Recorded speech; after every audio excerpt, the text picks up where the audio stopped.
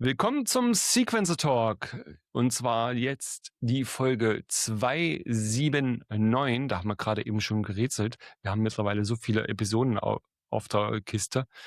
Und neben mir ist der wunderbare Mick Mugulator, Hallo seines erstmal. Zeichens die zweite Talknase. Und natürlich der Tom ist auch dabei von Synth Anatomie. Servus. Da irgendwo. Und natürlich auch heute mal seit langer Zeit endlich wieder dabei der Steve Baltes, seines Zeichens absoluter Drum Machine Wizard, Sales Wizard und überhaupt, ihr kennt den vielleicht von solchen Folgen wie Retro, was wir mal gemacht haben, wo wir über Drum Brains und alte Drum Machines gesprochen haben, oder von diversen Sales-Videos bei Music Store und Co. Oder Wo wir, aber einfach aus den alternativen Dance und Disco-Charts. Das muss man ja auch mal erwähnen. das stimmt, also Chartstürmer. Da machst du Musik unter dem Namen. Baltes und Zane ist mein aktuelles Projekt und das andere wäre Arctic Sunrise und das dritte wäre Baltes und Erbe. Und ihr beiden seht so ähnlich aus, dass man euch heute kaum noch unterscheiden kann. Habe ich gesehen. Ich war erschrocken. Ja, also zum Reinhören diese 3 Projekte mal. Vielleicht kennt ihr sie auch schon.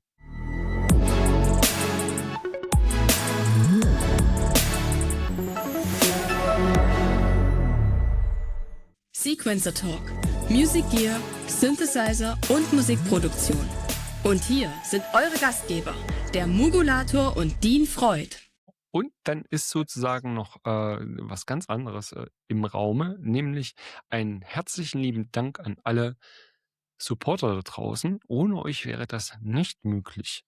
Und natürlich auch diesmal ein großer Dank geht raus an die Supporter, die tatsächlich mal als Firmen dastehen, nämlich das ist Kurzweil, PWM, Easy und Fragport. Und zu Fragport haben wir gerade ein Video eigentlich bearbeitet, mussten es aber jetzt irgendwie noch mal ein bisschen überarbeiten, weil da nämlich kopiergeschützte Musik drin ist. Da kommen wir nämlich auch schon zu dem Punkt. Es war super Beruf und da war ganz, ganz viel los. Wir 2 sind rumgerannt und der Tom auch mit Kameras und haben versucht, irgendwie jede Menge Kram einzufangen. Und wir haben auch ganz viele Menschen da draußen gesehen. Also wenn du da draußen Hallo gesagt hast, dann Hallo zurück. Ja, das war total schön, einfach euch mal wieder zu treffen. Ja, das ist ganz lustig, auch was für 'n Eindruck man dann so hat von allen und wie das alles so ist. Wie ist denn das so bei euch? Also ich habe ja ein bisschen noch eine andere Sicht oder einen anderen Blickwinkel, weil das für mich natürlich zum einen auch Stück weit Business ist, weil wir ein Vertrieb sind und mit vielen Firmen da ausstellen. Das heißt, wir sind früher da, bauen auf, bleiben länger, bauen ab und so weiter. Aber in erster Linie ist es halt einfach das ist einfach ein Event äh, mit Leuten halt. Also ich finde, trotz alledem ist es wirklich, es geht einfach um die Leute und um die Liebe zur Musik und zu den Geräten. Was da denn letztendlich zu sehen ist, klingt jetzt ein bisschen übertrieben, aber ist fast zweitrangig so. Also ich finde es immer unglaublich schön. Ist einfach, ich kenne kein Event, einfach was so ein Vibe hat, muss ich einfach sagen, wo die Leute so, weiß ich nicht, alle gleich ticken. Jeder kann 100% sein, wie er will halt. Ist einfach ein ganz toller Vibe. Und das ist das, was mir irgendwie, ja, was mir am meisten immer hängen bleibt jedes Jahr. Wobei es gab ja auch so 'n gelben Zettel, ich weiß nicht, ob du den in die Hand gedrückt bekommen hast, Superboost Bingo, wo so diese ganzen „Na, was war denn für dich das Beste?“ Ich konnte diese Frage nicht so gut beantworten. Konntet ihr das? Nee, absolut nicht. Ich bekomme, wenn ich Leute auf der Superbooth sehe, das Erste, was die fragen: „Na, was ist das Beste für dich von der Du Superbooth?“ bist grade reingekommen oder so? Einer, der 300.000 Sachen sieht am Tag oder so, fragt mich da einen Monat, bin ich so durch mit dem Ganzen und dann kann ich dir vielleicht bisschen was sagen. Aber Aber das ist die Sache, die für mich Superbooth jedes Jahr wieder erschreckend wird, wie viele Leute die dort waren, die ich nicht gesehen habe. Das ist so erschreckend. Warst du auch da? Ich habe dich aber nicht gesehen. Das Das war, stimmt. Ich hab den Anthony nicht gesehen, der war da. Der Den hat hab ich- eigentlich gesagt, doch. er kommt. habe ich gesehen. Kurz. Okay. Ich bin auch an ein paar Freunden vorbeigelaufen und einige haben wahnsinnig lange gewartet, während ich mit Rolf von Waldorf stundenlang gesabbelt habe und dann haben die einfach aufgegeben und gedacht, dem ist nicht mehr zu helfen. Tut mir leid, jetzt schon für all das. Wir haben es übrigens sogar reingeschrieben, wenn wir irgendwie mit Kameras zugange sind, oder ich habe ja mit diesem Ding versucht, das zu machen. Das ist so halbwegs gut gelungen. Einige Videos habt ihr ja schon gesehen. Aber so ist das irgendwie und danach oder davor super gern, da freuen wir uns. Also, ich freue mir da immer noch 'n Bein raus. Ich finde das total schön, weil endlich mal normale Leute und das alles, ne? Also es war nächstes Jahr dann ein Schild, bitte nicht stören. bitte Keine Ahnung, manchmal habe ich das Gefühl, die Leute gehen mir extra aus dem Weg, wenn ich da so grimmig guckend mit meinem Voodoo-Stick da. Ich habe ja meistens immer so ein Einbeinstativ irgendwie in der Fuchtel und renn dann meistens schon hier halb über den Platz, weil ich versuche, von einem Ding zum nächsten zu kommen. Und ja, genau, Füttern verboten, das ist das nächste Thema. Habt ihr irgendwie lang nicht mehr gesehene Freunde wieder gesehen? Das ist ja immer eigentlich das Schönste. Das ist ja wie ein kleines Festival eigentlich. Also ich freue mich auch mal, wenn ich den Steve sehe und so. Also bei mir war es tatsächlich so, dass ich echt so ein paar ganz alte Kollegen wieder getroffen habe und auch viele Helden meiner Jugend halt, die da so inkognito rumrannten. Da habe ich mich sehr gefreut. Michael Steve Müller. Mertens von Michael Mertens von Propaganda oder Lothar Manteuffel von Rheingold, die dann einfach da so rumliefen. In der fanatisch so, ne? ja, in der Schwimmbad-Cafeteria habe ich mich aus Versehen neben Adrian Utley gesetzt von Portishead, der dann da einfach so sitzt. Das sind all die Dinge, aber ich habe mich wirklich sehr, sehr gefreut, weil ich wirklich viele alte Freunde wieder getroffen habe. Kollegen, der war Sound Engineer bei Ashra, wir waren zusammen auf Tour halt in den 90ern und rannte da rum und also ist immer großartig. Also ich kann mich eigentlich da keine 2 Meter bewegen, ohne irgendwie jemand zu treffen. Also die Leute, mit denen ich dann immer eine Runde drehe, die scherzen da schon drüber halt irgendwie so, weil die das kennen. Aber das macht natürlich das Event aus. Mir ging das ähnlich. Ich habe tatsächlich meinen Cousin Zeit gefühlt oder um ungefähr 4, 5 Jahren nicht mehr gesehen. Und der war dann auch mal da. Lustigerweise kam dann auch eine Dame von irgendeiner Firma an. Oh, du musst unbedingt noch mitkommen und musst ein Video bei uns machen. Ich sage, nee. Erstens war mein Kollege schon bei euch, seines Zeichens Mick. Ich sag, ey, du musst jetzt aber mitkommen. Ich sag, nee, mein Cousin steht gerade neben mir, vergiss es, ich gehe jetzt hier nirgendwo hin. Aber kurz vor Schluss irgendwie, Samstagabend schon, gab es ja auch, wo ich gerade dabei bin, auch völlig verrückte Geschichten, wie eben diesen Shear Electronics Synthesizer für fröhliche Relic. 13.000, genau, der Relic. 999 €. Aber das hat mich ja wirklich gewundert, weil das Teil stand ja vor original 7 oder 8 Jahren auf der NAMM. Nee, 10. Länger. Oder ja, Zehn. doch, okay, gut. 2017 kam das Ding das erste Mal irgendwie Ja, on air. ja. Aber das war die alte Version, die sah auch anders aus und da kam dann noch 22, 24. Er hat mich, wie heißt der Jacob hat mich noch kannt. Du hast vor 9 Jahren mit mir ein Video gemacht. Ja, du bist auch nicht älter geworden. Ja, muss man sagen. Der hat das damals mit, glaube ich, 16 oder 17 hat er da angefangen. Fertig gehabt. Also fertig gehabt. Absolut verrücktes Projekt. Wir haben dann am Sonntag nochmal mit dem gequatscht, im Klunkerkranich und Co. Da war der Tom auch noch dabei. Aber das war ja bei weitem nicht das einzige Projekt, was richtig rausgestochen hat, oder? Da waren ja durchaus ein paar Sachen dabei, wo du auch sagst, das ist schon, also das ist kein normales Produkt, das ist entweder ganz schlimm Liebhaber oder ein nettes Konzept. Fällt euch da was ein? Bastel Kalimba. Das ist ein fertiges Produkt, mehr oder weniger. Die haben es richtig rausgeschlagen. Übrigens Ist finde aber ich, noch- dass ist gerade aber- bei der ist- Bastel Kalimba doch eine Sache richtig cool ist. Das sind nämlich keine stimmbaren Zungen oder irgendwie mechanisch, sondern die sind halt Sensoren. Das heißt, du kannst die stimmen. Und ich finde, richtig. dass die sogar eher das Richtige gemacht haben als die anderen. Also nix Du elektroakustisch, du sondern kannst aber du wirklich kannst so aber richtig. du kannst aber drauf spielen, das geht. Du kannst sie biegen, das geht. Mhm. Das Ja gut, man funkt kann alles Die Mögliche machen. Klangerzeugung läuft aber nicht da drüber. Ne, Das deswegen, ist Ne, das du habe hast ich 'n irgendwie Mikro der Witz daran. Das habe ich nämlich äh, auch gedacht, sondern ja. tatsächlich, das läuft tatsächlich über die Touchpads beziehungsweise über, das Mikrofon, was da intern ist. Ja eben, genau, wenn ich du fand das das wirklich erstaunlich gut. Also, andippst, machst triggerst du das interne Mikrofon und das interne Mikrofon geht in die Physical Modeling Engine. Ich habe ja 'n Video dazu gemacht. Ich weiß nicht, Tom, hast du auch eins, gemacht? Da hat er das auch Kurz, noch mal gan erklärt, 'n Jam. ne? Mhm, genau. Ich finde das Ding ist so addictive. Das ist cool, Aber ja. hey, schau mal auf Kickstarter, 800.000 € haben die jetzt fast, reinbekommen. Für gebastelt ist das massiv. Für so 'ne kleine Bude oder relativ kleine Bude in Tschechien ist das schon sehr, sehr viel.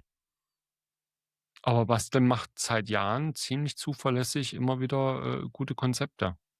Ja. Also, das muss man denen einfach lassen, oder? Also, den gönne ich das, wenn man das heutzutage so sagen darf. Mhm. gönnen tut Sympathische man's Company. eigentlich allen, ne? Also, nicht, dass das so ausgeht wie beim ESC mit, einem Punkt. Aber, für den Nerd, für den wir alle lieb haben. Aber, es Das ist waren richtig traurig, mhm, oder? Also, eigentlich ich, schon. verfolge das normalerweise überhaupt nicht. ESC, European Song Contest. Ne, aber Seid einer ihr aus super sozusagen noch aus unseren roten Reihen, Teppich? aus, tatsächlich der Sam Battle aus, England, „Look Mum, No Computer“, ist da angetreten. Ja. Und wo Steve und wir 2 Erinnerungen haben vom Synth Reactor mit'm Sam. Absolut, deswegen habe ich mir das auch natürlich angeschaut, aber ich muss sagen, das ganze Event finde ich halt ehrlich gesagt ziemlich gruselig, weil es so ja, es ist halt irgendwie so 'ne leider halt 'ne politische Plattform irgendwie. Aber ich fand's, 'n super Move, von England, dass man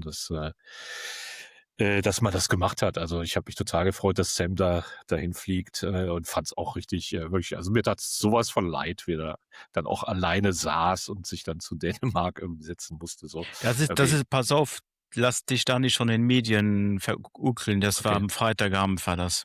Ah, Das verstehe. war Okay. das war bei 'ner Probe. Das war einfach nur, falsch kommuniziert von den Medien. Also, das muss man auch dazu sagen. Ja, das geht jetzt eigentlich so ein bisschen in den Gossip rein und so weiter, aber, grade die Briten, die ergötzen sich ja genauso ähnlich wie die Deutschen, wenn sie irgendwie Blödsinn erzählen können, und dann kriegt er jetzt auch ganz schön sein Fett weg. Aber vielleicht, bringt's ja trotzdem den einen oder anderen zum, elektronischen Musikmachen und zu den Synthesizern. Das wäre eigentlich das, was, ich da dran cool gefunden hätte. Hätte der gewonnen, wäre das für uns natürlich 'n geiles Aushängeschild gewesen, Ich so: glaube, „Guckt mal.“ ich glaube, er war der Einzige in der ganzen Geschichte vom ESC, der noch hinter der Kulisse noch mit'm Bohrer an seiner eigenen Kulisse noch geschraubt hat. Ja, also Da der dafür geht er in die Geschichte ein, sicher. ja. Aber das ist halt auch 'n Entertainer, also der, wird davon auch nicht, verschwinden, sagen wir's mal so. Der macht das jetzt so Ja. seit vielen Jahren so, das ist doch cool.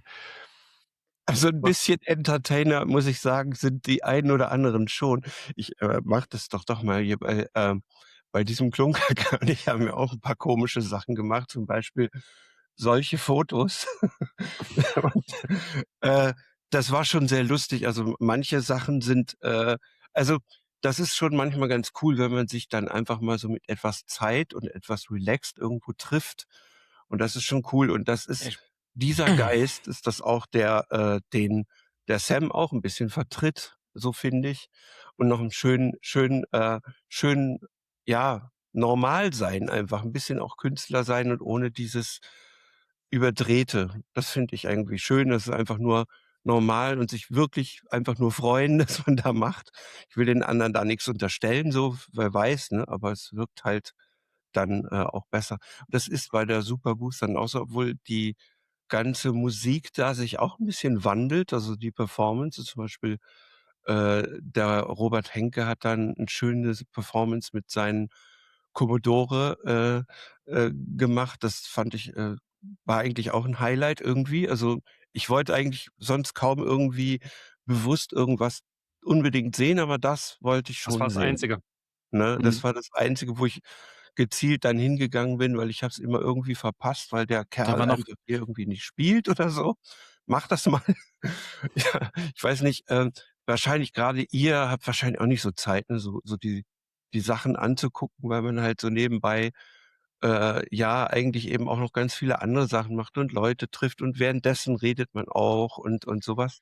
Aber wir können ja mal gucken, was wir so ob wir was gefunden haben, also was mhm, was richtig mhm, mhm. cool ist. Auf jeden Fall. Deswegen habe ich nämlich auch den Steve eingeladen. Da haben wir uns nämlich auch davor getroffen. Mal ein bisschen Foreshadowing. Also, wir kommen nachher auch noch gleich zu dem Thema, Twisted Electrons, Genau. zu sprechen. Deswegen, hahaha, äh, ist der Steve unter anderem, mit da, nicht nur, weil er nett ist. Äh, Ich wurde getäuscht. ja, aber sowas von. Jetzt musst du auch noch arbeiten hier. Aber bevor wir das machen, wir haben noch 'n ganz kleinen, Werbebreak, beziehungsweise was zu sagen, nämlich es gibt 2 neue Bücher, die haben wir letztens schon mal erwähnt, nämlich einmal das Eberhard Schöner Buch. Das ist tatsächlich mit seiner Frau entstanden, nämlich, Zeitsignale. Ein ganz, ganz tolles Buch, bin ich gerade am Durchlesen, habe ich echt viel Spaß dran. Und dann eben noch mal, die Bob Moog Biografie, aus der Sicht seiner Tochter. Und, 'n ganz, ganz tolles Buch. Da habe ich auch noch mal mit dem Synthesizer Magazin ein extra Interview, abgedreht. Das kommt dann auch demnächst bei denen wahrscheinlich raus. Kann man nur sehr empfehlen, gibt's beim Radial Verlag oder einfach auf, Synthesizer Magazin Minusmagazin.de. Einige werden das vielleicht kennen. magazin.de. Genau, richtig. Wir blenden das natürlich auch noch mal unten ein. Und so viel lieben Dank an euch da draußen. Und da geht's dann auch weiter. Ja, die ganz großen Meister sind ja mittlerweile so 'n bisschen raus aus der ganzen Geschichte. Entweder nicht mehr da oder, kommen nicht mehr, aber es haben ja auch so 'n paar große andere Namen gefehlt. Seines Zeichens Teenage Engineering und, Moog, Akai und Co. Das war natürlich auch so 'n bisschen schade. Dafür war Roland mal wieder da. Also, vielleicht ganz kurz zu Teenage Engineering, weil ich halt, mich um Teenage kümmere hier in Deutschland schon viele Jahre. Also, Teenage war da, aber man hat sich entschieden, so Teenage-mäßig das 'n bisschen anders zu machen. Das heißt, es gab im Rahmen der Superboost 'ne kleine Release-Party zu 'nem neuen Mixer. Die war extern in 'nem Club mit kleiner Mannschaft. Ich weiß, dass grade fieberhaft an neuen Sachen gearbeitet wird. Ich war mal im Headquarter kürzlich. Mehr kann ich nicht verraten, aber ich glaube, dass man man ist einfach irre beschäftigt halt. Es wird einfach an viel gearbeitet und ich glaube, man hatte aktuell nicht die Ressourcen, da jetzt Stand zu machen. Deswegen hat man's mit kleinem Besteck und mit 'n bisschen Hilfe von uns als deutschem Vertrieb haben wir 'ne kleine schöne Party gemacht mit Kuku und haben den Mixer vorgestellt, der somit auch so 'n bisschen mit in die Superboost, News reinfällt. Stimmt, es gibt diesen neuen zweikanaligen Mixer der, K.O.-Serie. Und, der hat ja nicht nur 2 Stereokanäle, sondern eben halt auch noch Effekte drin und lässt sich auch direkt mit den großen Pocket Operatoren, nenne ich sie mal, direkt, verbinden, so Lego-mäßig. Habe ich das richtig verstanden? Das hast du genau richtig verstanden. Also, es ist halt einfach 'n kleiner, Mixer mit 2 Stereokanälen, der natürlich auch als USB-Soundkarte funktioniert, hat USB-Audio dran, hat wirklich coole Effekte drin, die so 'n bisschen anders gesteuert werden mit 'nem drucksensitiven Pad halt, wo du dann zum Beispiel, wenn du 'n Delay hast, je fester du drückst, je mehr Effekt sind und so weiter. Es gibt so 'n nordmäßigen Pitch-Bend-Stick, womit du auch Sachen steuern kannst. Es ist 'n Filter drin, es ist 'n Looper drin, du kannst Automation für die Effekte aufnehmen. Also, es geht extrem tief rein. Du kannst mit'm Handy halt auflegen oder mit'm iPad, kannst es aber auch einfach nur als Performance-Tool nehmen. Es macht irre Spaß, mit dem Ding rumzudaddeln. Also da sieht man es auch oben da, das Runde, das ist dieses touch-sensitive Pad und darunter das Rote ist dieser Joystick, mit dem man auch dann so Automation aufnehmen kann. Und die Effekte Das, sind echt richtig, richtig gut bei dem das Teil. ist danach Sequencer, oder? Du kannst dann quasi so Filterfahrten auch aufnehmen und die werden dann geloopt. Und du kannst auch damit, wenn du zum Beispiel den Looper benutzt, dann damit die Loopgröße einstellen. Das ist super intuitiv, hat pro Kanal nochmal einen Kompressor drin und mit Gain und Dreiband-Klangregelung. Du kannst einstellen, wie der EQ arbeitet, Studio- oder DJ-mäßig so. Es erkennt BPM vom eingehenden Audiosignal, schickt das raus als Clock und so. Es ist total viel unter der Haube halt und das einfach dann für einen sehr Teenage-untypischen Kurs halt. Kann man die kaskadieren? Ja, es gibt 'n AUX-In, das heißt, machst eine Kette und kannst dir dann halt eben mehrere Mixer hintereinander schalten und kannst sie mit kleinen Lego-Adaptern dann zusammenstecken. Aber die Lego-Adapter, das sind normale Lego-Adapter, das sind jetzt keine Special-Feature da drin. Ne? Nein, das sind Okay. die Original-Adapter, die es jetzt auch zu kaufen gibt. Alles andere macht ein bisschen Zum drüber. Teenage-Preis. Das ist tatsächlich, ich meine, das Teil kostet 189 €. Ja. Das ist wirklich echt ein spannender Preis, ne? Übrigens habe ich mal als Tipp gehört, dass man dieses Mikrofon auch quasi separat tatsächlich sinnvoll nutzen kann, was es ja dafür gibt, seit dem Rhythm. Also Ja, das, also der Witz ist ja, oder das ist nicht der Witz, sondern das Gimmick ist ja, dass quasi in dem Mikro selber ein kleiner Minicomputer verbaut ist und du dann Samples in das Mikro hochlädst, die du abfeuern kannst. Und auch diese Voice-Effekte, die da drin sind, die werden halt in dem Mikrofon generiert. Ist also tatsächlich nicht nur eine Fernbedienung für die EP-Geräte, sondern du kannst es halt quasi auch standalone benutzen, das quasi an einen Mixer anschließen und dann die Voice-Effekte benutzen oder Samples abfeuern. Und wenn das du finde ich zum wenn's Beispiel cool. Also das war gar nicht auf meinem Schirm, bis mir der Erfinder des MAT 16, also dieses kleinen Interfaces, mal gesagt hat, das wäre doch was. So, vor allen Dingen, weil das und dann Line-Signal gibt, was dann muss ich nämlich kein Mikrofonsignal haben. Und das Witzige ist, diese Voice-Effekte, die sind natürlich ein bisschen Lo-Fi, halt gibt 'n Pitch-Shifter und so Geschichten. Die kann man sogar, also die Scripts sind erhältlich und du kannst es sogar hacken und quasi selber Code erstellen und lädst diese Sounds dann hoch für die Effekte. Das Also ist du kannst richtig cool. eigene Effekte coden, oder wie Ja. meinst du das? Krass. Müssen wir vielleicht doch noch mal demnächst mal 'n Talk mit den Jungs machen. Ja, es gibt Okay. immer halt so den kleinen Twist bei den Teilen halt, den man zuerst so nicht Bring wahrnimmt, das ne? Hackbare bitte hier rein. Alles klar, ich gebe es weiter. Apropos hackbar und klein und niedlich und beatmäßig. Es gibt von Dada Machines, die sitzen gerade an einer kleinen Kiste. Und da muss ich tatsächlich sagen, das finde ich richtig, richtig gut.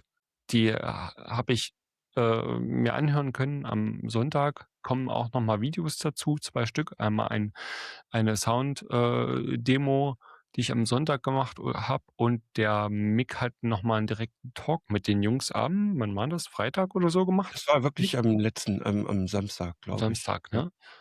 Aber die waren total offen. Die haben halt mit so 'm äh, einige kennen den sicher, mit so 'nem Professor aus Kiel, der so Schülerprojekte macht. Der hat sozusagen die Basics gemacht und dann haben die das Teil sieht ziemlich groß Mhm. aus, aber wenn man das Pad sieht, das ist wirklich nur so 'ne kleine Maschine, die man mitnehmen kann und richtige komplette Groovebox. Das, was da oben zu sehen ist, das ist quasi erinnert sehr stark an so Elektron und so was. Also, man kann Da da muss man die da muss Engines man kurz da auswählen und so was, da ne? muss man kurz dazu ergänzen, dieser TBD-Kern, den gab's vor einigen Jahren als Modul von der Firma Things, oder die ist leider bankrott gegangen, aber das war eine deutsche Firma, Things Instruments, oder wie hieß die? Die haben mal so ein Modul gemacht, basierend auf diesem TBD-Core.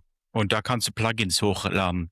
Da kannst du Reverbs, du kannst Mutable Instruments, Rings, Clouds und so weiter, kannst alles da reinknallen. Ich habe das Modul schon seit Genau. sehr vielen Jahren und dieser Professor, der Thomas, oder wie heißt der hat das entwickelt und der Kern basiert wieder auf diesem, aber viel, viel stärker als im Modul. Weil das Modul ist jetzt, glaube ich, 4, 5 Jahre alt. Mhm. Das war noch der Anfang davon. Also, ich fand den Sound total cool und eben halt auch der Formfaktor. Die haben es auch relativ, schlau gemacht. So hätte ich mir das bei, 'nem anderen, Hersteller, der mal eine kleine schwarze Kiste, rausgebracht hatte, auch gewünscht. Nämlich, du kannst den Akku, der ist separat und den kannst du unten reinschieben. Das heißt, die haben das natürlich auch Für beim Shipping, 'n bisschen einfacher, weil verbaute Akkus ist immer ein bisschen schwierig. die Äh, schieben das ähm, ohne. genau. Der Und Akku kostet 15 € bei Amazon oder so, meint er. ja, das ist so 'n kleiner Standardakku im Prinzip. Und Mhm. das ist ziemlich clever gemacht an vielen Stellen. Steve, hast du die Möglichkeit gehabt, das Gerät zu sehen? Leider nein. Also, es ist ja tatsächlich so, dass, mir immer so ein bisschen die Zeit fehlt, rumzulaufen. Ich habe das zwar dann am letzten Tag geschafft, weil bei den anderen Tagen ist es so, dass ich mich halt immer so ein bisschen um meine Lieferanten kümmern muss und meine Kunden treffe. Mit denen mache ich dann so 'ne Steve-Tour halt, kann man buchen halt jedes Jahr. Mache mir 'n kleinen Rundgang. Also, ich, war tatsächlich dann aber Samstag noch mal unterwegs und habe auch viele spannende Sachen gesehen. Das Teil leider nicht, Mhm. aber ich fand auch an der Stelle, muss man sagen, die Release-Dichte dieses Jahr fand ich Krass. schon extrem krass.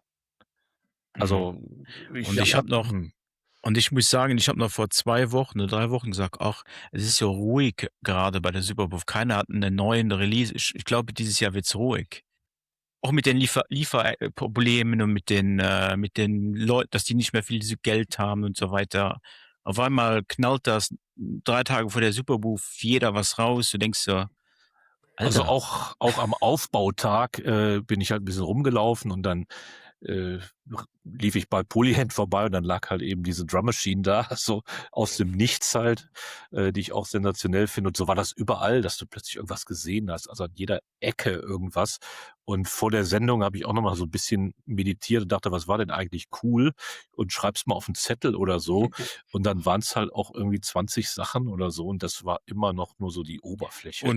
Und nicht Ja. zu vergessen, dann gibt's noch die Leute, die keinen Booth hatten, wie die Ja, Jungs von Void 9, die Mhm. ich auch gezeigt hatte, ja.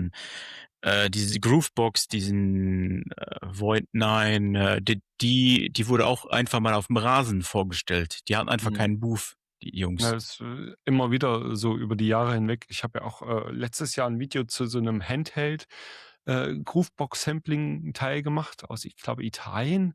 Die haben es auch nicht drüber hinweg geschafft. Also, die haben den Kickstarter nicht geschafft und das ganze Projekt ist, baden gegangen. Aber Mick hat's grade eingeblendet. Wir können ja ganz kurz drüber sprechen, nämlich die, Polyend Drum Machine, war auch so ein bisschen Talk of the Town. Es gab so ein paar wirkliche große Themen auf der Superbooth, kommen wir gleich noch mal dazu. Aber das war definitiv mit 2.700 € 'ne Ansage. Was denkt ihr denn, so drüber? Mick, Pro du hast ja, dir auch noch mal 'n bisschen ansehen können? Also, das ist ja faktisch Polyends Antwort, würde ich sagen, auf die TR-1000, weil die kann halt echt alles. Die hat mhm. die hat, sage ich mal, Engines, die hat Sampling. Also, das ist schon sehr fett. Also, das ist so ohne Kompromiss und ich finde das schon und dieser Formfaktor, der ist super modern. Also, ich finde schon, dass die cool ist, weil die sieht toll aus, finde ich. Also, ich weiß, dass du wir hören mal gleich deine Meinung, weil ich glaube, du hattest 'ne andere Meinung dazu. Aber ich finde, dieses Handling und die Ideen, die da drin stecken, die sind wirklich was wert. Also, die haben das finde ich an Polyend auch eigentlich, echt gut. Fand ich auch schon beim Play super, wie diese Anlage der Patterns, wie das also, die Ideen dahinter einfach. Das ist hier 'ne ganze Menge. Natürlich, Mutable darf übrigens nirgendwo fehlen. Die haben alle irgendwo irgendwelche Mutable-Sachen auch drin. Ist auch witzig, ne, dass das jetzt aber es ist auch logisch, ne? Es sind super gute Algorithmen, die jeder haben möchte. Und natürlich sind die dann halt auch überall drin. Und das ist hier so und das ist sehr hands-on-mäßig, sieht man auch. Das sind 4 Reihen und die sind nicht dazu da, dass du sozusagen eine Reihe voll übersehen kannst, sondern das sind wirklich 4 Reihen für 4 Instrumente, die du dann immer weiterrücken kannst. Und so das ist also schon sehr, sehr durchdacht. Kommt auch noch 'n analoger Teil rein. Also, das ist so die Allesmaschine so. Das ist schon krass, was die da gemacht haben. Aber wenn ich jetzt meine Meinung reinknallen soll, sie Ja, sieht bitte. mir vom Design her bisschen aus, wie als hätte Apple 'ne Drum Machine gebaut. Sie sieht sehr clean aus. Behalt Das den, ist vielleicht Gedanken mal da im Hinterkopf, da kommt dann auch meine das ist so Gedanken noch bisschen dazu. das ist so das bisschen mein Eindruck. Das Ding scheint sehr, sehr viel zu bieten oder auch analog, digital, Sampling und so weiter. Aber für mich sieht sie irgendwie vielleicht zu clean aus, aber es gibt sicher Leute, die das sehr, sehr mögen. Aber, mir gefällt eher das Roland. Das Roland ist ja so 'n Panzer, den man da bekommt und das ist eher das Edle, das bisschen kam so 'n bisschen Apple-like Das muss schon Feeling. so Panelform haben, so wie die TR das so hat? Obwohl die Polyend sieht eher mehr hands-on aus als die Roland, weil da sind noch mehr Knobs dran, was mir gefällt. Ich durfte ja tatsächlich dann am Aufbautag dann auch schon mal 'n bisschen, das ausprobieren. Und ich muss sagen, ich war echt begeistert. Ich muss wirklich sagen, ich finde ja auch die TR-1000 super. Ist halt einfach kam 'n bisschen spät, aber halt wirklich aktuell eigentlich so ja, die beste Drum Machine, die man sich eigentlich kaufen kann halt. Aber ich muss sagen, ich fand die Polyend tatsächlich etwas zugänglicher. Also, man fühlt sich sehr schnell drauf zu Hause. Ich fand's sehr übersichtlich. Es ist total hands-on. Fand sehr viel selbsterklärend, auch mit diesen kleinen Displays oben für die Engines. Also, ich fand es schon extremst ausgefuchst, hat irgendwie sofort Bock gemacht und irgendwie ich Mhm. habe sofort was rausbekommen, wo ich bei der TR-1000 doch viel auch so nachschauen musste. Also, ich finde es wirklich sensationell und auch das ganze Ding ist ja ähnlich wie 'n OP1, so aus einem kompletten Alublock halt, rausgefräst. Also, es ist einfach extrem cool verarbeitet halt. Ich finde es super stylisch. Gut, man kann drüber philosophieren, ob's irgendwie angewinkelt sein sollte, aber Look, Feel, Sound fand ich wirklich irre bei dem Teil und ich fand es tatsächlich für mich persönlich noch 'n bisschen zugänglicher als 'ne TR-1000. Ich finde ja das Interface unten sehr, sehr geil. Ja, Das ist sehr schön. ja. Ich muss dazu sagen, ja, das sieht geil aus. Ich finde es aber ergonomiemäßig, gerade mit der Wahl der Knöpfe, ich versuche mal so ein bisschen den Gegenpart zu machen. Ergonomiemäßig finde ich das Ding überhaupt nicht geil, ehrlich. Also, die Knöpfe sind, so super hart oben abgeschnitten. Das heißt, wenn du drehen willst, läufst du Gefahr, dass du nicht richtig triffst. Alles sieht gleich aus. Es ist relativ schön strukturiert, ne? Dadurch, dass da keine farbliche Abhebung ist oder Abgrenzung nochmal, läuft man wahrscheinlich auch ein bisschen im dunklen Club, relativ schnell, Gefahr, dass man den Mhm. falschen, Knopf erwischt, weil es ja auch So relativ alles nah beieinander steht. das habe ich Und mir auch gedacht. jetzt ist Polyend eine sehr progressive Firma, was ich prinzipiell immer sehr, toll finde.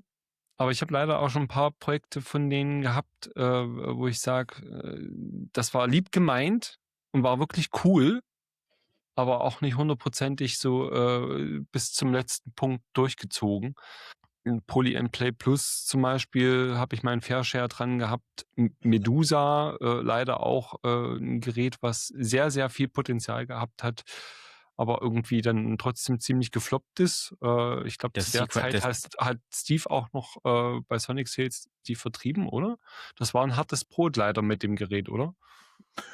Ja, das Dreadbox. Problem war oder es war 'n ganz einfach eine ganz tolle Idee halt, einfach so, dass 2 Firmen sich jeweils einen Part aussuchen und den machen, dass der eine sagt: „Ich mache hier digital und ich mache hier analog“, packt das in ein Gerät. Das Gerät hat ein Problem gehabt, was es öfter gab halt, ist einfach, dass man 'n Produkt zu früh veröffentlicht hat. Das heißt, man veröffentlicht es gefühlt mit Software 0,8 halt und leider müssen die Kunden dann ein bisschen Beta testen. Das gibt's immer wieder und das ist natürlich für ein Produkt, sehr schade. An sich fand ich's wirklich sehr innovatives Gerät, aber ich fand immer, es gab so ein bisschen Schwierigkeiten, dass die beiden Parts so miteinander so richtig kommuniziert haben. Das war ein bisschen schade. Der Grundgedanke ist super, aber ich sag mal, ich finde es immer toll, wenn Firmen sich so aus dem Fenster lehnen, irgendwas Wildes machen. Das floppt dann vielleicht einmal oder zweimal, aber dann irgendwann äh, entsteht halt was Tolles draus. Und wenn man sich mal die Geschichte von einer Firma wie Dreadbox anschaut, wie das angefangen hat. Ich weiß noch, wo ich mit den ersten Geräten halt durch die Gegend gefahren bin, mit dem ersten Momux und alle haben mich belächelt. Habe ich alles heute noch hier. Alle haben mich Und belächelt das und Ding war cool mit diesen Stoffbezogenen. Da hätte keiner gedacht, dass die mit dem Erebus damals, das waren ja keine 2, 3 Jahre später, haben die da sind die Erebus um die Ecke gekommen und das Ding hat eingeschlagen wie eine Bombe. Ne? Ja, Und schon cool. heutzutage wollen sie allen den Stoff wieder haben, aber sie Ja, machen ja. es nicht mehr. Die haben ja nochmal aufgelegt, total geil. Wo war denn das? Das war J&M Musikland. Liebe Grüße gehen nach Erfurt. Stand das Ding auch damals, das weiß ich auch. Ja, also eine große Drum Machine von Polyend. Die haben, kann man das so sagen, ganz schön Eier, so ein Ding da auf die Beine zu stellen. Also mit Piotr, der Engine und Co. Absolut. Also ich hoffe nur, dass das halt, dass das entsprechend gepflegt wird halt. Das sind nach Ja. 2, 3 Updates, aber das, was da auf der Superboost stand, hat sich schon extrem gut angefühlt. Und wenn man das noch ein bisschen verfeinert.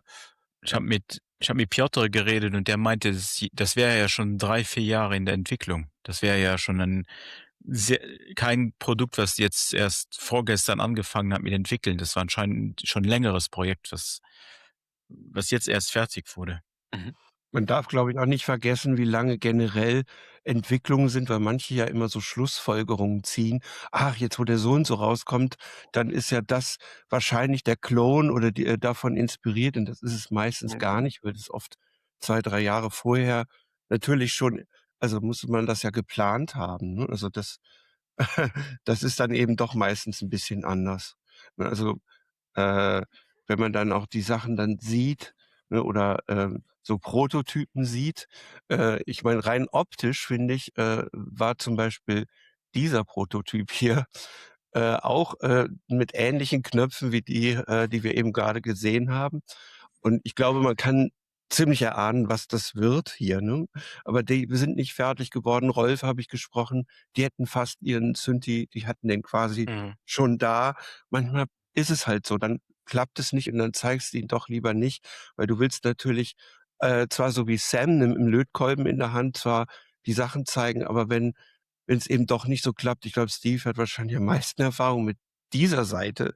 Oder auch wenn ich an Paul von PWM, der hatte seinen Oscar da stehen und der war natürlich noch ohne Gehäuse. Ich habe den dann eingestellt ohne Knöpfe sozusagen. Also Vor 2 Jahren habe ich dem noch einen Lötkolben am Mittwochabend besorgt von den Jungs von Exploding Chat, sonst hätte das gar nicht funktioniert, damals mit dem, was war das? Genau. Mit Das war aber noch der Mantis war das Mantis. damals, ne?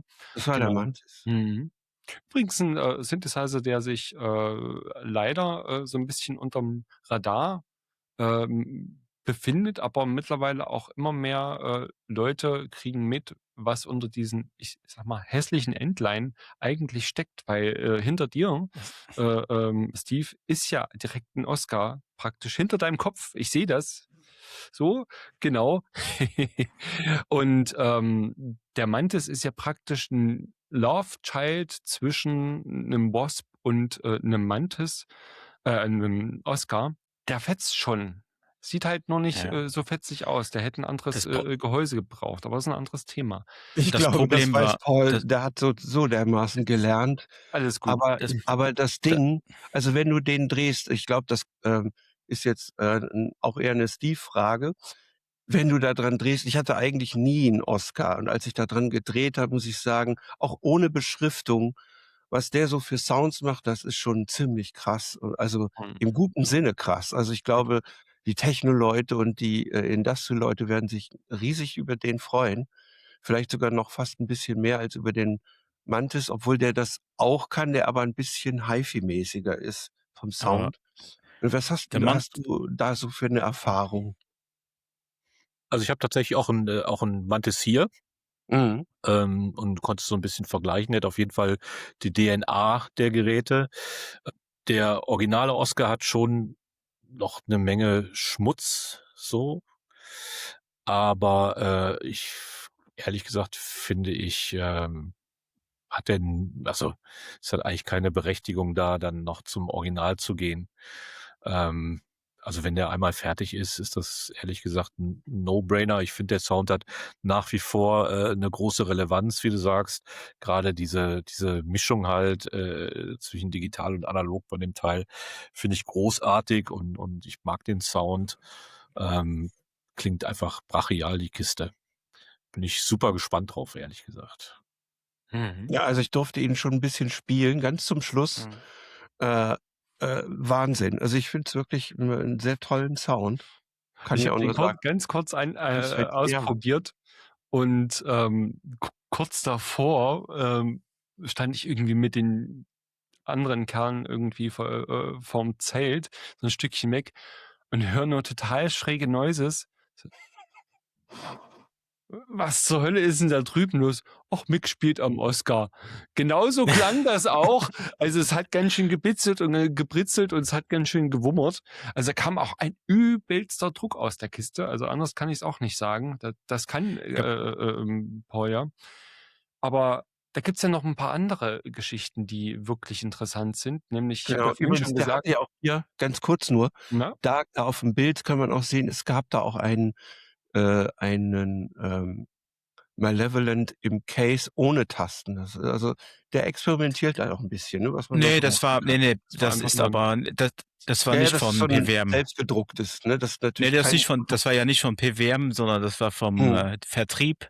Die Ja, hatten gut, dass du's anscheinend sagst. Genau. Mhm. die hatten ein Gerät für sein Keyboard-Fail, hat 'n Keypad-Fehler und anstatt jetzt das Ding wegzuwerfen, haben sie einfach das Ding zerkleinert, die Voice rausgenommen und daraus einen Desktop gebaut. Das ist der Bruder vom Rado, wenn ich das richtig auf dem Schirm habe, der fummelt gerne irgendwie so Ne, das ist rum. Sarah Summers, die da spielt. Die Nein, Hände das Nee, dran. nee. meinte ich nicht, sondern der das gebaut hat. Ach so, ja. Ähm,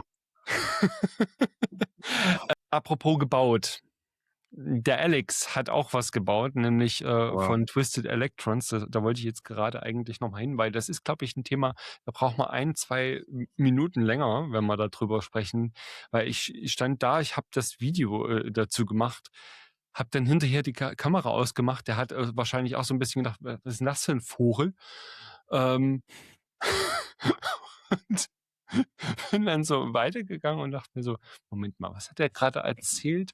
Also, dass du automatisierbare Geschwindigkeiten innerhalb der Patterns hast und diverse andere Sachen, die da von sich gelassen hat während der Demo.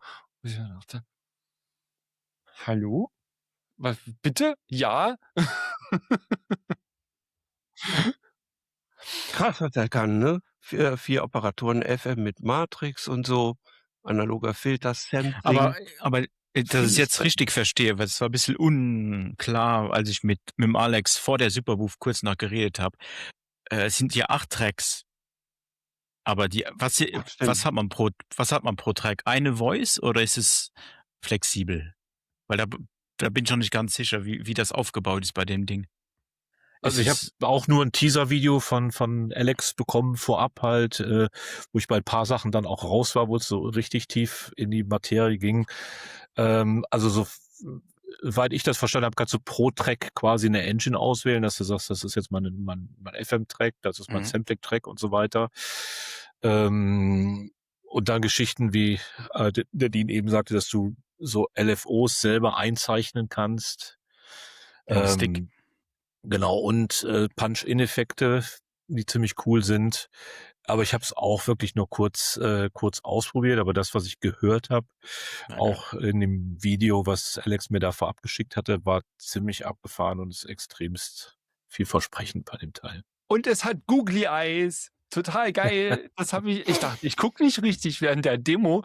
Der hat der hat so einen Tape-Effekt da drin, wo du und kannst du vorwärts, rückwärts spulen und solche Geschichten. Und auf den Spulen gucken dich dann auf einmal kleine Augen an. Das fand ich total geil. Das, das ist echt Und Space niedlich. Invaders. Ja, aber noch ohne Ton. Ja. Da sind sie. Die Googly Eyes, genau. Das ist tatsächlich immer auf dem ausgewählten Part ist tatsächlich ein dynamisches Pad, womit du wählst ein Instrument aus und kannst es dann halt einspielen. Also ähnlich Und wie nicht zu bei der vergessen, T8S und Co. Und nicht zu vergessen, das Ding hat analoge Filter. Das heißt, du kannst die Samples durch den analogen Filter jagen, was. Ist aber ein Master, ne? Ist Masterfilter, nicht Ja? 8 Filter, oder? Bin ich mir nicht ganz sicher, weil er hat gesagt, dass die sozusagen hinten dran hängen. Also Hier hat hinten er das dran auf alle hinten Fälle dran. Kompressor und Filter, das stimmt, aber ich habe jetzt auch nicht hundertprozentig auf dem Schirm, ob pro Stimme da nochmal ein analoger Filter drin ist. Aber er hat sau viel richtig gemacht. 128 Steps, tolle visuelle Feedback sozusagen, was du da tust und halt die Engine. Das sind zwar nur 4 Operatoren, aber du kannst die frei verschalten, also quasi wie so ein Opsticks. Und Und das finde ich wirklich cool. Also, Und dass für ein da selbst auch bei zusammen der Synthese nicht gespart worden ist. und für ein selbst zusammengenagelter Prototyp sieht der schon sehr gut aus. Und jetzt mal eine Frage. Ich bin ja der Meinung, dass die wirklich coolen Geräte alle von kleinen, völlig neuen oder unbekannten Herstellern kommen und die richtig gut sind. Zum Beispiel der R4 von den Der Apeiron ist cool. zum Beispiel, mit die habe ich mal gesprochen. Könnt ihr sehen, hier ist auch mit drin. Haben wir auch nochmal ein Video gemacht. Super Genau. Idee, wie man das Ding bedient mit diesen Grenzen, wisst- weil du gesagt hast, wi- Grenze und so. Zu den Firma Jungs gab's vorher gar nicht. zu den Jungs würde ich sehr gerne was sagen. Diese A4, doch, aber nur die Aperion mit AE, mit Apeiron dem heißen die. mit dem REV aus Schweden. Die haben was gemacht, Dänemark. Nee, Schweden. Die sind aus Schweden, aber das AE kommt aus Dänemark. Aber was ich bei denen sehr, sehr faszinierend finde, ist, viele Entwickler haben ja immer das Problem, wie gestalte ich ein Display? Wie schön weil oft sieht das aus wie frisch aus einem Computerclub von 1990. Die Aperion-Leute, das sind Leute, die haben früher Smartphones gemacht. Und das siehst du auf dem Display massiv, weil die wissen, alleine schon das Delay, was da eingebaut, wie schön wie das schön designt ist. Da siehst du, wenn andere Köpfe, die nicht nur Synthesizer gemacht haben, mal Synthesizer machen, wie schön das ausschaut. Auch die Oszillatoren, wie da die Waveforms dargestellt werden, das ist eine Augenweide. Das finde ich so schön im Vergleich jetzt zu anderen Synthes. Es sind ja wirklich sehr, sehr viele Sachen da noch rausgekommen. Ich hatte zum Beispiel zur großen Überraschung mit dem alten Bekannten gesprochen und dann hatte der da einen Synthesizer, über den wir ja auch selber schon geredet hatten. Und mein Sprungbrett ist, weil du Dean gerade gesagt hast, naja, diese Draw eingezeichneten Wellenformen, das scheint jetzt auch größer zu kommen, weil die gibt es jetzt zum Beispiel auch in einem polyphonen Polyvox. Polyvox hat mir extra erklärt, warum das nicht so heißt, sondern das heißt so, weil es auf Russisch im Original komisch geklungen hätte. Aber was ich toll finde, wie sehr der erweitert worden ist. Da ist noch ein Filter drin. Du kannst die LFO-Wellenform einzeichnen. Der ist jetzt 8-stimmig. Also ich finde, der müsste eigentlich richtig einschlagen, wenn die Leute quasi realisieren, was das eigentlich für ein Teil ist. Der Wie Mick hat seht ihr das? Also, ich bin vielleicht voreingenommen, weil ich dieses Video quasi mit ihm gemacht habe und, dann irgendwie, wenn man das dann hört, dann freut man sich. Es gibt nur eine Sache, da können wir später noch drüber reden, Sachen, Sound und überwältigt sein und so. Aber das ist, obwohl es ein Prototyp ist, schon recht weit. Und da ist schon, also, ich meine, das muss einer mal machen. Nur, das ist so, wie wenn jetzt jemand sagt: ähm, „'N MS-20 bräuchten wir mal in Polyphon, machen wir den doch mal.“ Das macht er jetzt einfach. also Ich finde das schon krass von so 'ner kleinen Firma aus, ne? Also, ich war am Sonntag da und da waren die 2 schon kaputt. Der erste war schon weg. Die haben sie schon abgeführt mit dem SYNC-Krankenwagen, der war kaputt. Und der zweite war auch, auf meinem Video sieht man almost broken. Und es kann sein, weil jemand zweimal am Stand war für ein Video. Aber, ich weiß nicht, was du meinst, gar nicht. aber ich war am Stand, ich war total happy. Okay, jetzt bekomme ich die Chance, endlich ein Video zu machen am Sonntag. Sagen die älter Leute zu mir, würden wir jetzt nicht unbedingt wollen, weil das Ding ist kaputt oder almost broken. Und man hat es angespielt und das Ding war sowas von kaputt. Das hat keinen Ton, das hat keinen Ton mehr rauszubekommen, nur noch so. Tom, zur Ehrenrettung von Elta und dem Vladi ist, dass die erst eigentlich so richtig, dass er erst seit 3 Monaten wirklich an dem Gerät arbeitet. Naja. Und das ist wirklich ähnlich wie beim Twisted Electrons eigentlich noch ein richtig krasser Da glüht noch Ich müsste das jetzt bringen, weil der Mogulator sagte, der Prototyp funktioniert ja schon. Ja, bei mir hat er ja funktioniert. Bei Und mir auch er noch. hat Bei mir mir auch noch. wirklich viel gezeigt, der Vladi, der war so lieb. Also, Ja. allein deswegen wünsche ich dem, dass davon Tausende verkauft werden, weil er Haben die klingt auch gut, ne? Also, Hat er schon klar. gesagt, was der kosten soll? Um die 2.000. Ich habe dann gesagt: Okay. über 2.000. Ne, es könnte auch unter. Ne, also, das Ja, ist schon die der bauen ja angepeilte bei Preis. Erika Sins. Das heißt, Ja, die Chips, sind, quasi auch von dort. die Also, bauen die in der Fabrik gratis. den Zünd. Mhm. Weil das ist in Lettland, ich schätze, die können dann auch das Ding Mhm. vielleicht auch günstiger machen. Also vielleicht ganz kurz, weil es war echt so ein Teil, wo ich mich am meisten drauf gefreut habe und ich wollte ihn unbedingt anspielen, bin dann wirklich da noch am Aufbautag hin und muss auch sagen einfach, dass der Vladi unglaublich sympathischer Typ ist und als ich den angespielt habe, hat er auch noch ganz gut funktioniert. Ein paar Sachen haben noch nicht so 100% geklappt, aber man konnte schon erahnen, in welche Richtung das geht. Und ich mag die ganzen Ostoriginale und habe auch noch ein paar hier. Und auf das Ding freue ich mich total. Also es klingt mega vielversprechend. Ja, fand ich extrem spannend. Ja, also, ich glaube auch, dass der ist eher unterschätzt. Das wird man noch mal sehen, was passiert, wenn der sich so 'n bisschen rumspricht bei den Leuten, weil das ja im Moment nur so die Nerds wissen. Wir hatten das Ich ja in finde der Sendung, aber na ja. Tom? Ich finde es ja witzig, dass man hat ja immer wieder gehört in den Monaten so, der Vladi, der arbeitet an einer Filterkarte, Polyvox-Filterkarte für den Waldorf M. Und auf einmal kommt er um die Ecke, ach, ich baue jetzt den großen Polyvox. Weil Genau. das Aber Thema das ist ja auch muss noch nicht nicht aus dem. das kommt wahrscheinlich noch, das hat er mir auch Ja. gesagt. Nur die Stelle, hat jemand rausgeschnitten, aber das kommt können wir vielleicht noch da machen wir nachliefern. richtig. Vielleicht noch im Derjenige, Talk. welche war ich tatsächlich, weil ich eigentlich einerseits unbedingt möchte, dass wir den Vladi noch mal direkt in 'ner separaten Sendung drin haben. Und also ganz kurz, der Vladi arbeitet gerade eigentlich an 'ner Sache bezüglich Waldorf M. Und da quatschen wir noch mal separat mit denen drüber, weil Das ich wird aber 'n bisschen eigentlich der später Meinung werden. war, das wäre in dem Video so 'n bisschen untergegangen und hatte in dem Elta-Video nur so semi was zu suchen, meiner Meinung nach. Das ist der Editor, sorry. Deswegen, den holen wir uns noch mal separat auch ganz, ganz viele Hat auch andere schon zum zugesagt, sogar in die Kamera rein. genau. Er kann gar nicht anders. Und, auch ganz, Aber der ganz ist viele wirklich super. andere, Megatyp.